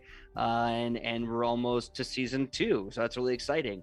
Thank you so much to Jay and everyone here for reaching out to me. I had a blast, and I cannot wait to do it again. And I swear next time I'll not be as loud. I'll not be screaming. You were Punch Boy. you were perfect. You were great. There always has to be one. It's Every time. anime. Yeah, that's fair. You all but covered the tropes. Thank you. Thank you. But thank you for this opportunity, everyone. Hope to see you. And yeah, man, Excelsior, be good, man. And playing our resident dog human, Notinu Yasha, played by Beau. Hello, everyone. My name is Beau, and I was playing Notinu Yasha, who was a childhood love of mine. So I was so excited. Like the moment I saw that Jay was doing this, and I was just like, I would want to play Inuyasha. And months later, this came up, and I was like, hey, remember when I said I wanted to play Inuyasha? Facts. I have the text chain. It's true. It's, literally, that's what I said.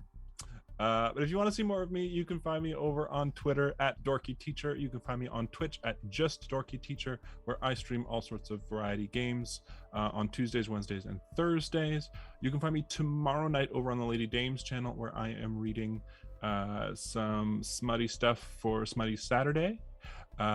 You can find me on Mondays for It'll Be Easy on Media Flare's channel, where I am playing in an isekai themed game where I'm playing myself, actually. And next week you can find me here again on Saturday. for a really exciting game where I play a very different character. Where you totally play is Inuyasha. Yeah, it's not Inuyasha. It's not Inuyasha. It is Inuyasha. Yes. Perfect. And then our resident genius of the group, the special Knightdyne, Sparrow. Hello, I am A Black Sparrow. You can find me at A Black Sparrow on Twitter, on Instagram.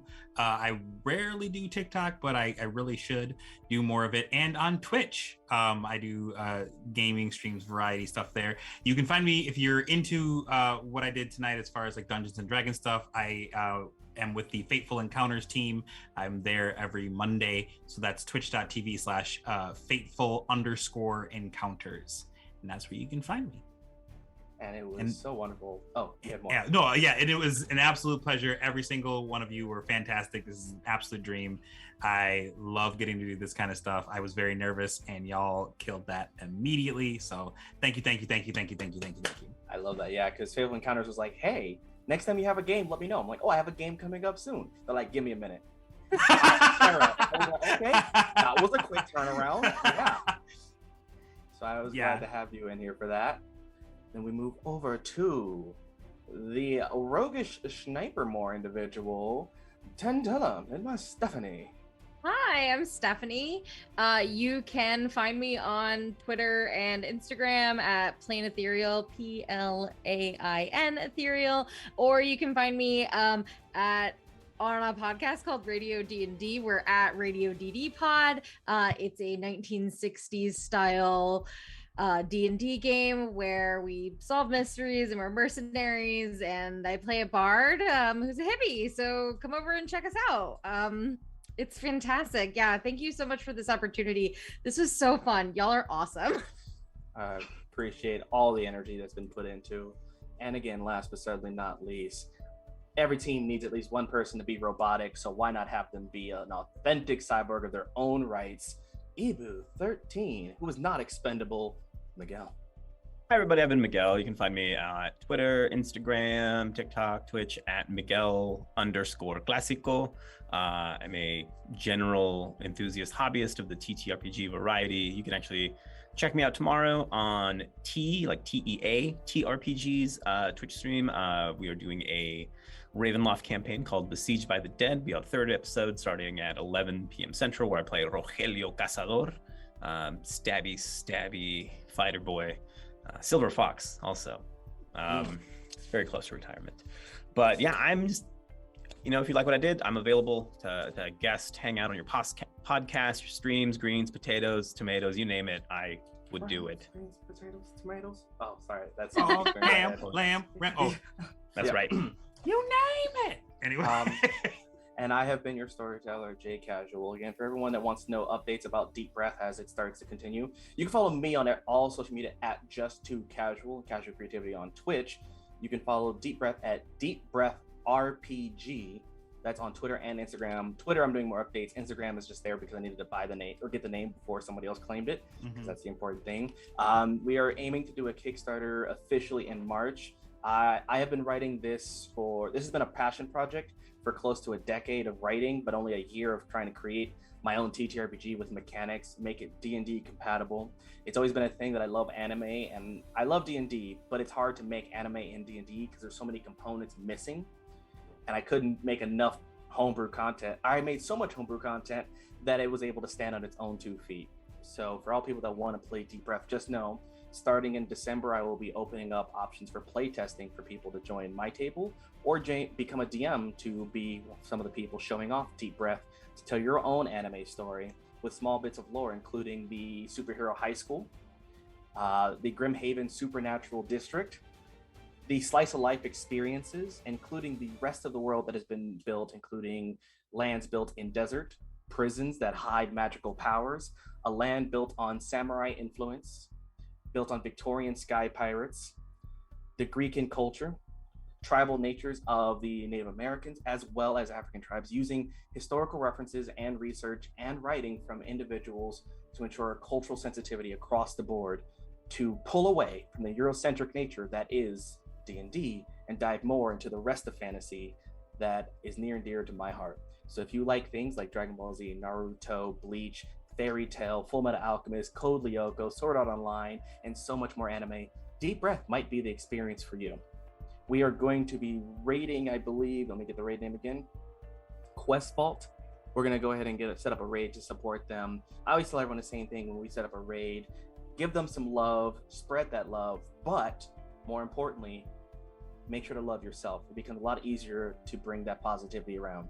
Positivity is a commodity worth spending. Negativity is not a debt worth collecting. But above all else, stay casual.